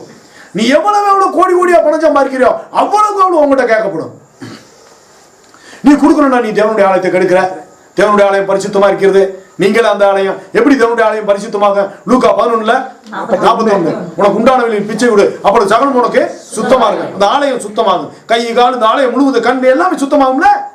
எப்போ ஒரு ஏழைக்கு உதவி செய்ய கால் நடந்து போகுது, கால் சுத்தமாகும், கை சுத்தமாகும், கண்கள் ஏழை அப்படி பார்த்து அந்த நன்மை செய்து கண்ணு சுத்தமாகும். இந்த ஏழைக்கு செய்ய சிந்தனை வருது, சிந்தனை சுத்தமாகும். கரெக்டா? இதெல்லாம் செய்யாத மனுஷன் வீட்டுக்குள்ள வந்துட்டு பொண்டாட்டி வெளியே பார்த்துக்கிட்டு அவங்களுக்காக வாழ்ந்துக்கிட்டே வாழ்றவே ஒருவன் தேவனுடைய ஆலயத்தை கெடுத்தான். நீ கெடுக்கிறனா? இப்போ உங்களை நீ கெடுக்கிறனா? இல்ல திட்டேன்னு நினைக்கிறியா? தெரிஞ்சிரே நான் உன்னை திட்டல, உன்னை மன்னிக்கிறாரு, ஆண்டவர் ஏத்துக்குருவாரு. போனாரு யோனா, தேவன் இந்த ஊரை அழிச்சிருந்தாட்டாரு. இந்த ஜனத்துக்கு நினைவுக்கு விரோதமாய் பிரசங்கம் பண்ணு. நான் விரோதமா பேச அழைக்கப்பட்டாலும் இயேசு கிறிஸ்து எங்க அப்பன்னு விரோதமா பேசக்கூடாது. அடையாளம் எவனுக்கு என்ன ஆதரவா இருக்க வேண்டியிருக்கு? நினைவுக்கு போய் இந்த நினைவே 40 நாள் அழிஞ்சு போயிருந்தாரு. எல்லாரும் ரெட்டுடுத்தி ஆடு மாட்டுல இருந்து உபவாசம் மன்னிச்சார்ல. ரெட்டுடுத்தி ஆடு மாடுல இருந்து உபவாசம், ராஜாவில இருந்து உபவாசம். என்னப்பா அப்படியே மண்ணில் அப்படியே வெயில் அப்படியே உருண்டாங்க சாக்க கட்டி. அதான் ரெட்டுடுத்தி மாடு கண்டு நாயை கூட உபவாசம் போட வச்சுட்டாங்க. மிருகங்களும் சேர்ந்து எப்பேற்பட்ட மனம் திரும்புதல் இன்னைக்கு இருக்கிறவன். யோனா காலத்துல ஆண்டவர் அந்த ஜனத்தை மன்னிச்சார். மனம் திரும்பினா மன்னிப்பாடுறா மட்டிப்பல கிறிஸ்துவ நாய்களே, கிறிஸ்துவ போதக நாய்களே. நானும் நாய் தான், குலைக்கிற நாய், கர்த்தருக்காக வாழ்ந்து சாகுற நாய். கர்த்தரை அசட்டை பண்றவன தூங்க விடாம எழுப்புற நாய். நீ வீட்டை கூட்டி தூங்கினாலும் இந்த நாய் குலைக்கும், காவக்கார நாய் உன்னை தூங்கவே விடாது. சொல்லுவாங்க எல்லாரும் நாயின்றாரு, இவராரு. நான் நாய் தான்டா, கர்த்தரோட கால சுத்துற நாய்டா, வேலைக்கார நாய்டா. நீ முடிச்சு அந்த ஊழியத்தை பண்ணிப்பாரு. ஒருவனை ஏன் தேவனுடைய ஆலயத்தை கெடுக்க விடுற? ஏன் கெடுக்க விடுற? அப்ப தேவன் அவனை கெடுப்பார்ல. ஓ விசுவாசி அப்புறம் தேவன் கெடுப்பார்ல. தேவனுடைய ஆலயம் பரிசுத்தமா இருக்கல, எப்படி பரிசுத்தப்படுத்துவா? உனக்கு உண்டான பிச்சை விட்டு பரிசுத்தப்படுத்தணும்ல. ஒருவன் தேவனுடைய ஆலயத்தை கெடுத்தால் தேவன் அவனை கெடுப்பார். தேவனுடைய ஆலயம் பரிசுத்தமா இருக்கிறது, நீங்களே அந்த ஆலயம். எவ்வளவு பெரிய காரியம். அப்போ ஒரு மனுஷனுக்கு பயம் வரணும்ல. ஆகா எனக்காக மரித்தார், ஏன் பாவ சாபத்துக்காக பாடுபட்டாரு, அடிக்கப்பட்ட தேவாட்டுக்குட்டி, நான் அவரை மறுதளிக்க கூடாது, அவருக்கு விரோதமா நடக்கக்கூடாது, நான் அவருக்கு உண்மையா இருக்கணும் அப்படின்ற வைராக்கிய மனசுக்குள்ள வரணும்ல, வெறி ஏறணும்ல. அதெல்லாம் ஒரு ஊழியக்காரன் செய்யணும். என் கடமையை நான் செய்யறேன். உங்க கடமையை நீங்க என்ன செய்யறீங்கன்னு பாத்துங்க. குடும்பத்துக்காக வாழ்வது உங்க கடமையா, கிறிஸ்துவுக்காக வாழ்வது உங்க கடமையா? ஏன்னா குடும்பத்தில் இருக்க ஆளு யாரும் உனக்காக சாகாது. என்னப்பா, நம்மளை நரகத்தில் கொண்டு போய் தரணும் அந்த கூட்டம். இது ஒரு எஜமானம். திக்கற்ற பிள்ளை விதவை பரதேசிக்காக நீ வாழ்ந்தேன்னா கிறிஸ்துவுக்காக வாழ்ற. இவன் ஊழியக்காரன் கேட்பான், நீ கிறிஸ்துவுக்காக வாழ்கிறாயா மகனை என்று உணவு உப்பு கொடுனா அது விளக்கம் விடுறான். தேவடியாமனே, எனக்கு கிறிஸ்துவ போதகத்தை விடியாமனே, திக்கற்ற பிள்ளை விதவை பரதேசிக்கு செய்தால்தான், இந்த சிறியவர்களுக்கு செய்தால்தான் நீ இயேசுவுக்கு செய்தாய் அப்படின்ற விளக்கம் கூடுறான். ஒவ்வொரு நாளும் கூடுறான். 365 நாளும் நீ பிரசங்கறாத. அப்பதான் முடிவு வரும். அப்பதான் உலகம் தேவையில்லாம ஓடாது. தேவையில்லாம ஓடாது உலகம். எல்லாம் பா இன்னைக்கு ஒருத்தி எல்லாம் ரசிக்க பண்ணும்ல. ஏய் இது 2000 வருஷமா சொல்லுவீங்களாடா பேடி நாய்களா? 2000 வருஷமா நரகத்துக்கு போன ஜனதான ஜாஸ்தி. ஏப்பா நல்லா பாருங்க, எல்லாரும் ஆண்டவர் ஏத்துக்கிட்டாங்க. இல்ல இல்ல ஏத்துக்கிட்டவனே ஒழுங்கா இல்ல.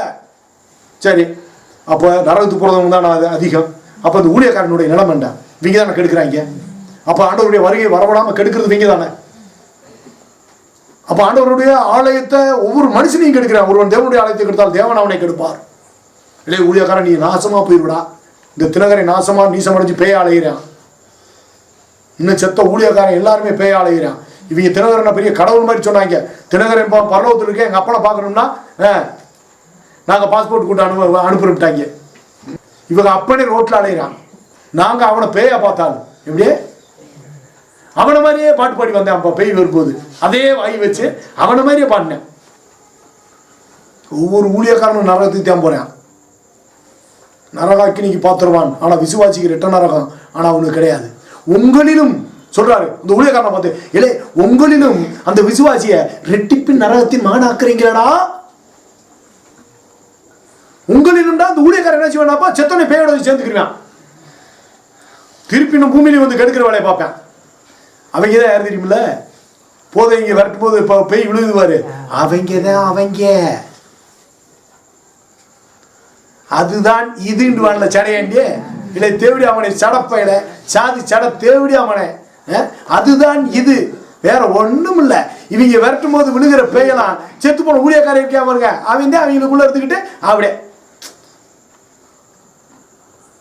நம்ம சபையில் வந்து பாருங்க எல்லாம் டைரக்டாக பேசும். அவங்க சபையில் ஒன்றுமே தெரியாது. அந்த பேய் யார் பேர் என்ன ஒன்றும் தெரியாது. இப்படி கை வைப்பானா பொக்குன்னு விழுந்துடும். இங்கே நம்ம சபையில் பாருங்க அப்படியாக்கு இப்படியாக்கு விட பண்ணி நான் யாரு அப்படின்னு பேசி அப்புறமேல இன்னார்ட்டு பார்த்து அப்புறம் தான் போகுது. அதனால அவங்க சபைக்கு பேய போகாது. அவங்களுக்குள்ளே இந்த பாசிட்டிவ் செத்தவங்க இருக்காங்க இல்லை, செத்த கிறிஸ்தவங்களும் இவங்களும் ஒருத்தருக்கு ஒருத்தன். எல்லாம் மக்களுக்கு தெரியாது, பார்த்தா தானே தெரியும், கண்ணு தெரியணும்ல. நான் கற்பனையில் பேசணும்னு நினைக்காதீங்கடா. இது உண்மையா கேட்கிறாள், நான் திட்டலை. இதை பொய்ன்னு நினைக்கிறாள். என்ன செய்யறேன், உனக்கு கண்ணு திறக்கப்பட்டிருக்கா, குருடனுக்கு வழிகாட்டுவானா? ஏன்னா குருடனை நான் சொல்லல, குருடர்களை நான் சொல்லலை, மாட்டுத்திறனாளியை சொல்லலை, ஊழியக்காரன் என்ற குருடனை சொல்றேன். இந்த வேதத்தை அறியாத குருடனை சொல்றேன். குருடனுக்கு வழிகாட்ட முடியுமா? 2 பேரும் போய் பள்ளத்தில் விழுவார்கள் அல்லவா? எப்படி சொல்லிருக்காரு? அப்ப உண்மையான கண்ணு தெரியாதவங்க பள்ளத்துல தானே விழுகணும். அவங்களை யாரு காப்பாத்துவா? அவங்களுக்கு கண்ணா இருக்கணும்ல ஒரு சபை. அப்ப கிறிஸ்துவின் சபை என்னன்னா, கண்ணு தெரியாதவங்களுக்கு கண்ணா இருக்கணும், கால் இல்லாதவங்களுக்கு காலா இருக்கணும். அப்படின்னா நீ தேவனுடைய ஆலயத்தை கெடுக்கிற, இந்த ஆலயத்தையும் கெடுக்கிற, எல்லாருடைய ஒவ்வொருத்தரையும் என்ன செய்யற, அந்த அந்த அந்த நபர்களுக்கு நன்மை செய்ய விடாம அந்த ஆலயத்தை திட்டுப்படுத்துற. இப்ப நாம யாரு? இன்னைக்கு எல்லா பொம்பளை ஆம்பளைலாம் உபவாச சேவத்துக்கு வருவாங்க. என்னப்பா சர்ச்சில் உபவாச சேவம் போடுவாங்கல்ல, வந்து ஆண்டவரே சோத்திரம் ஐயா வந்து இப்படி முக்காடு போட்டு கழுவி சேலையை கடிச்சான்டா பல்ல எடுக்கவே மாட்டான், அங்கே அடிச்சு உட்காந்துருப்பான். எல்லாம் சேவம் பண்ணோம்னே அந்த அந்த அந்த கடிச்ச முக்காடு அப்பத்தே எடுப்பான். சோத்திரம் ஐயா, என் மையன் ஒரு உதவாக்கரையா திரியானையா, அவனை ஒரு ஊழியக்காரனாக்குங்கய்யா. எப்படி ஒண்ணுக்காக முட்டா பையனையும் மணப்பையனையும், ஏன் அவன் உனக்கு உன் மகனாவே இருந்துட்டு போறியான்? என் மகனை உங்களுக்கு ஊழியத்துக்கு ஒப்பு கொடுக்குறேயா? ஏன்னா 1 லட்சம் சம்பாதிக்கிற உன் மகனை ஒப்பு கொடுத்து விடுவாப்பான். என்னப்பா மகன் 1 லட்சம் ரூபா சம்பாதிச்சானா அவனை ஒப்பு கொடுக்க மாட்டான். உதவாக்கறேன் ஒண்ணுக்கு ஆகாதவன் பிக்க அடிப்பைய. சரி இப்ப பாருங்க, இன்னும் ஒரு வசனத்தை பார்த்து முடிப்போம். அப்ப ஒருவன் தேவனுடைய ஆலயத்தை கெடுத்தால் தேவன் அவனை கெடுப்பார், தேவனுடைய ஆலயம் பரிசுத்தமாக இருக்கிற நீங்களும். அடுத்து பாருங்கப்பா 6:19 உங்கள் சரீரமானது நீங்கள் தேவனாலே பொறுப்பா, இந்த உங்கள் சரீரமானது நீங்கள் தேவனாலே பெற்றோம். அப்ப இந்த சரீரத்துக்குள்ள ஒருத்தன் அழியா இருக்கலாமா? இந்த சரீரம் ஆணா இருக்கு, அதுல ஆண் தானே இருக்குன்னு ஒரு ஆவி கொடுத்திருந்தா, ஆணின் ஆவி பெண்ணின் ஆவி, ஆணின் சரீரம் பெண்ணின் சரீரம் இப்படித்தானே இருக்கு.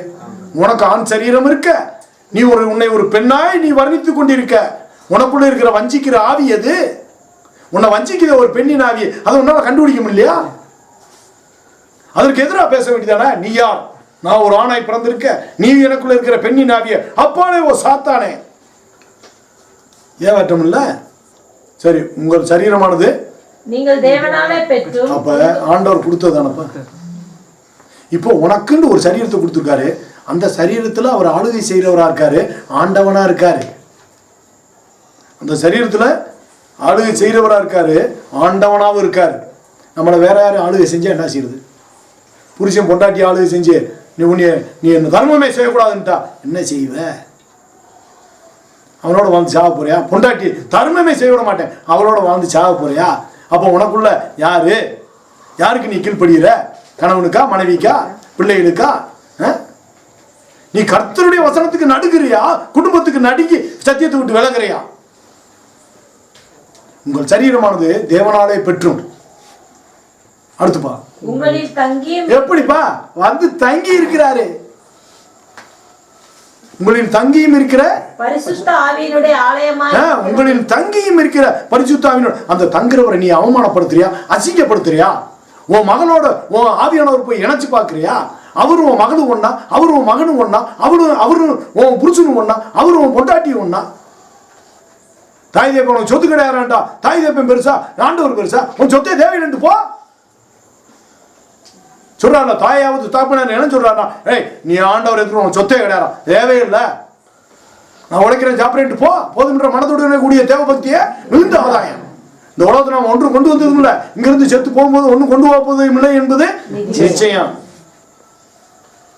முன்னும் ஒடுக்கம் உண்டாயிருந்தால் அது போதும் என்று இருக்க கடவுள். அல்லேலூயா. பயமே இல்லையில, துண்டவரி தோல்ல விட்டு போலாமே.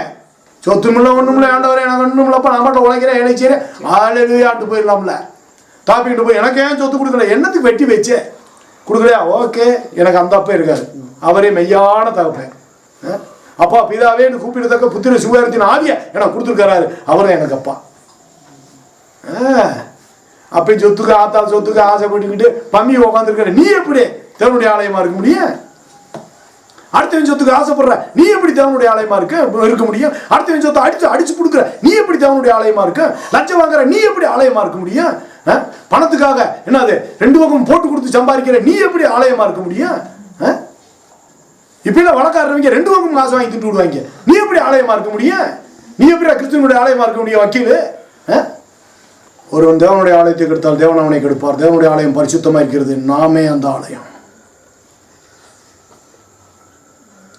உங்கள் சரீரமானது நீங்கள் தேவனாலே பெற்றும் உங்களில் தங்கியும் இருக்கிற பரிசுத்த ஆவியினுடைய ஆலயமா இருக்கிறார் என்றும் நீங்கள் உங்களுடையவர்கள் அல்லவென்றும் அறியீர்களா? நீயே உனக்கு சொந்தம் இல்லையே, இது நான் பகட்டு பகுமானம் ஒண்ணும் இருக்காதுப்பா. அப்பா பிதாவே அன்பான தேவா அருமை ரட்சகரே ராஜேந்திரா ஆவி ஆனவரே. இது யாருக்கு அப்பே? உனக்கு அப்பே யாரு? உலகத்தை உனக்கு லூசிபர் தான் உனக்கு அப்பே. நீயே ஒரு சுயநலக்காரன், பிறர் வாரம் சுமக்காதவன், ஏழையுடைய கண்ணீரை துடைக்காதவன், 365 நாளும் பிறர்க்காக வாழாதவன். கதவை தட்டுறது என்ன நேரம்னு தெரியாது, 365 நாள் விழிப்பா இருந்துக்க. கதவை தட்டுறது என்ன நேரம்னு தெரியாது. கதவை தட்டுவாரு, தட்டும் போது நம்ம பிறர் வாரம் சுமக்கிற சிந்தையோட இருந்தோம்னா கதவை திறந்துருவோம். என் பிள்ளைக்கு 500 நாங்கள் ஒன்று நல்ல ஒரு வெளிநாட்டு இன்ஜினியரா பார்த்து ஒரு 5 லட்ச ரூபா சம்பளம் வாங்குறவனா அப்படியே மறுபாடு ஆக்கினேன் இப்ப நினைச்சுக்கிறேன்னா அப்பதான் வந்து கதவை தட்டுவாரு. அப்புறம் எங்கிட்ட நெஞ்சார அனைத்து இங்க முத்தத்தை வேற பார்த்துருவாரப்பா. அடுத்த பாட்டு ஏசு ராசா வந்திருக்கிறார் எல்லோருமா அது பாவியடா. நீ என்னைக்கு கைதட்டி நான் பாடுவோன்றே விளங்காது.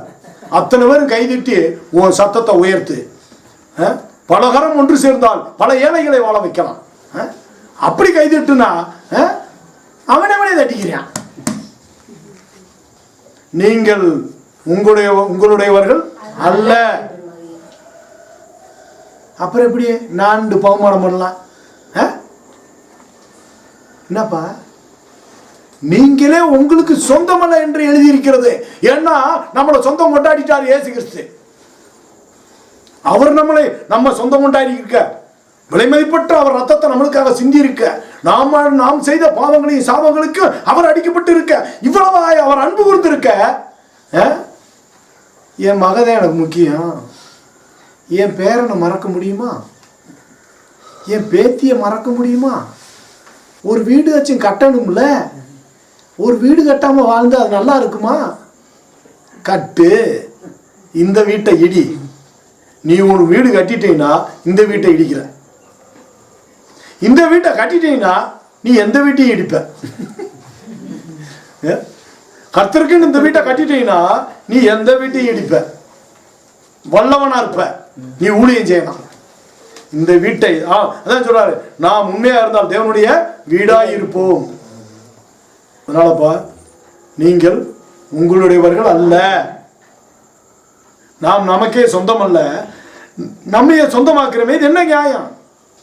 இவ்வளவு அவர் சொந்தம் கொண்டாடி இருக்க, இவ்வளவு அன்பு கொடுத்து நம்ம இடத்துல சொந்தம் கொண்டாடி இருக்க, நமக்காக ஒருவரும் மறிச்சு பிரயோஜனம் கிடையாது. நமக்காக யாரும் சாவே மாட்டாங்க. வயசான பின்னாடி இந்த கிழவி எப்ப சாவியான்னு பார்ப்பாங்க. கிழவியை நம்ம நேரம் எழுத்து கிடக்க, வாப்பா எல்லில 2 மாத்திரையை போட்டு குடிச்சு கொடுத்து விட்டு போற வேலையை பார்க்காம சொல்லுவாங்க. என்ன பாடுபட்டு தாய் தப்பி வளர்த்தாங்க, உனக்கு என்ன நன்றி இருக்கு? 4 பேர் தூக்கி போற புதைக்கிறவங்கள கூட அந்த 4 பேர் இருக்க மாட்டாங்க. என்னப்பா வேற ஆளுக்கு அந்த 4 பேர் அதான் பாட்டு பாடுறாங்க, அந்த 4 பேருக்கு நன்றி. ஏன்னா அவன் யாரோ அந்த பாடையை தூக்கிட்டு போயிடறான்ல. பெத்த கொண்டாட்டி வருவாளா, யாரு வருவா, பிள்ளைய வருவாங்களா, பாடையை தூக்கிட போறேன் கேட்பாங்க. என்னப்பா எப்போ அடக்கம்? பாடியை 4 மணிக்கு அடக்கம் பண்றான். அப்ப சொல்லுவானா எங்க அப்பனை 4 மணிக்கு அடக்கம் பண்ணுன்னு சொல்லுவானா? உன்னைய சாகும்போது உன்னைய மகனே அப்பேன்னு சொல்ல மாட்டான், பாடி. என்னப்பா இவ்வளவு மதிக்காதவனை ஏன் நீ மதிக்கிற? உனக்காக செத்தாரு, என்னப்பா உனக்காக அடிக்கப்பட்டாரு, உன் பாவ சாபத்தை தீர்த்தாரு, உன் நோய்களையும் நோயை சுமந்து தீர்த்தார், சுமக்கிறார். அப்பேற்பட்டவருக்கு நீ சொந்தம். நீங்கள் உங்களுடையவர்கள், நீயோ முன்னாடி உள்ள விட்டி பகுமானம் பண்றதுக்கெல்லாம் நீங்க ஆள் கிடையாது. இந்த சரீரம் கிடையாது. இந்த சரீரத்தை தேவனால பெற்றீங்க. எதுக்கு பெற்றீங்கன்னா அவர் உள்ள தங்கி வாசமா இருக்கிறதுக்கு, அவர் வாசம் பண்றதுக்கு, அவர் தங்கி உலாவுறதுக்கு. உன் குடும்பம்லாம் உள்ள உட்காந்து கும்மி அடிக்கிறதுக்கு இல்லை, விடிய விடிய குடும்பம்லாம் ஒன்னா உட்காந்து பேசுறதுக்கு இல்லை, பகுமானம் பண்றதுக்கு இல்லை, பகட்டு பண்றதுக்கு இல்லை. அப்போ உள்ள எப்படி ஆண்டவர் இருப்பாரு? இந்த திக்கற்ற பிள்ளைகளுக்கு, விதவைக்கும், பரதேசிக்கும், ஏழைகளுக்கும், ஊனர்களுக்கும், இவர்களுக்கு உன் மனசுல இடம் கொடுத்தீங்கன்னா உன் இருதயத்துல நான் இருப்பேன். இந்த சிறியவர்களுக்கு நீ எதை செய்தாயோ அதை எனக்கே செய்தாய். அப்பொழுது நாம் யாராய் இருப்போம்? ஆண்டவரே நாங்கள் எங்களுடையவர்கள் அல்ல, உங்களுடையவர்களாய் இருக்கிறோம். உங்களுடையவர்கள் என்று நாங்கள் சொல்ல வேண்டும் என்றால் இந்த திக்கற்ற பிள்ளைக்கும், விதவைக்கும், பரதேசிக்கும், ஊனர்களுக்கும், சப்பானிகளுக்கும், குருடர்களுக்கும், இந்த சிறியவர்களாகிய இவர்களுக்கு நாங்கள் எதை செய்தோமோ அதை உமக்கு செய்தோம் ஆண்டவரே. அப்பொழுது நீர் எங்களுடைய இருதயத்தில் தேவனாய் இருப்பீர், நாங்கள் உம்முடையவர்களாயிருப்போம். நாங்கள் எங்களுடையவர்கள் அல்ல தகப்பனே, உம்முடையவர்கள். உம்முடையவர்கள் என்றால் இந்த சிறியவர்களாகிய திக்கற்ற பிள்ளைகளும், விதவைகளும், பரதேசிகளும், ஊனர்களும், சப்பானிகளும், கூடர்களாகிய இவர்களோடு நாங்கள் பங்காளிகளாக இருந்தால், இவர்களுக்காக வாழ்ந்தால், நீர் எங்களுடைய உள்ளத்திலே தங்கி உலாவி வாசம் பண்ணுவீர் என்பதை இந்த நேரத்தில் நாங்கள் அறிந்து கொண்டோம் தகப்பனே. இந்த கற்பனையை நாங்கள் மீற மாட்டோம் தகப்பனே. இதை மீறினால் ஒருவன் தேவனுடைய ஆலயத்தை கெடுத்தால் தேவன் அவனை கெடுப்பார். தேவனுடைய ஆலயம் பரிசுத்தமாக இருக்கிறது, நாங்களே அந்த ஆலயம் என்பதை அறிந்து கொண்டோம். அதனால உமக்கு விரோதமாய் இந்த ஆலயத்துல எவருக்கும் இடம் கொடுக்க மாட்டோம் என்று இப்பொழுது உறுதி சொல்லி பொருத்தனை எடுத்துக் கொள்கிறோம் தகப்பனே. இயேசுவின் நாமத்தில் பிதாவே, ஆமென்.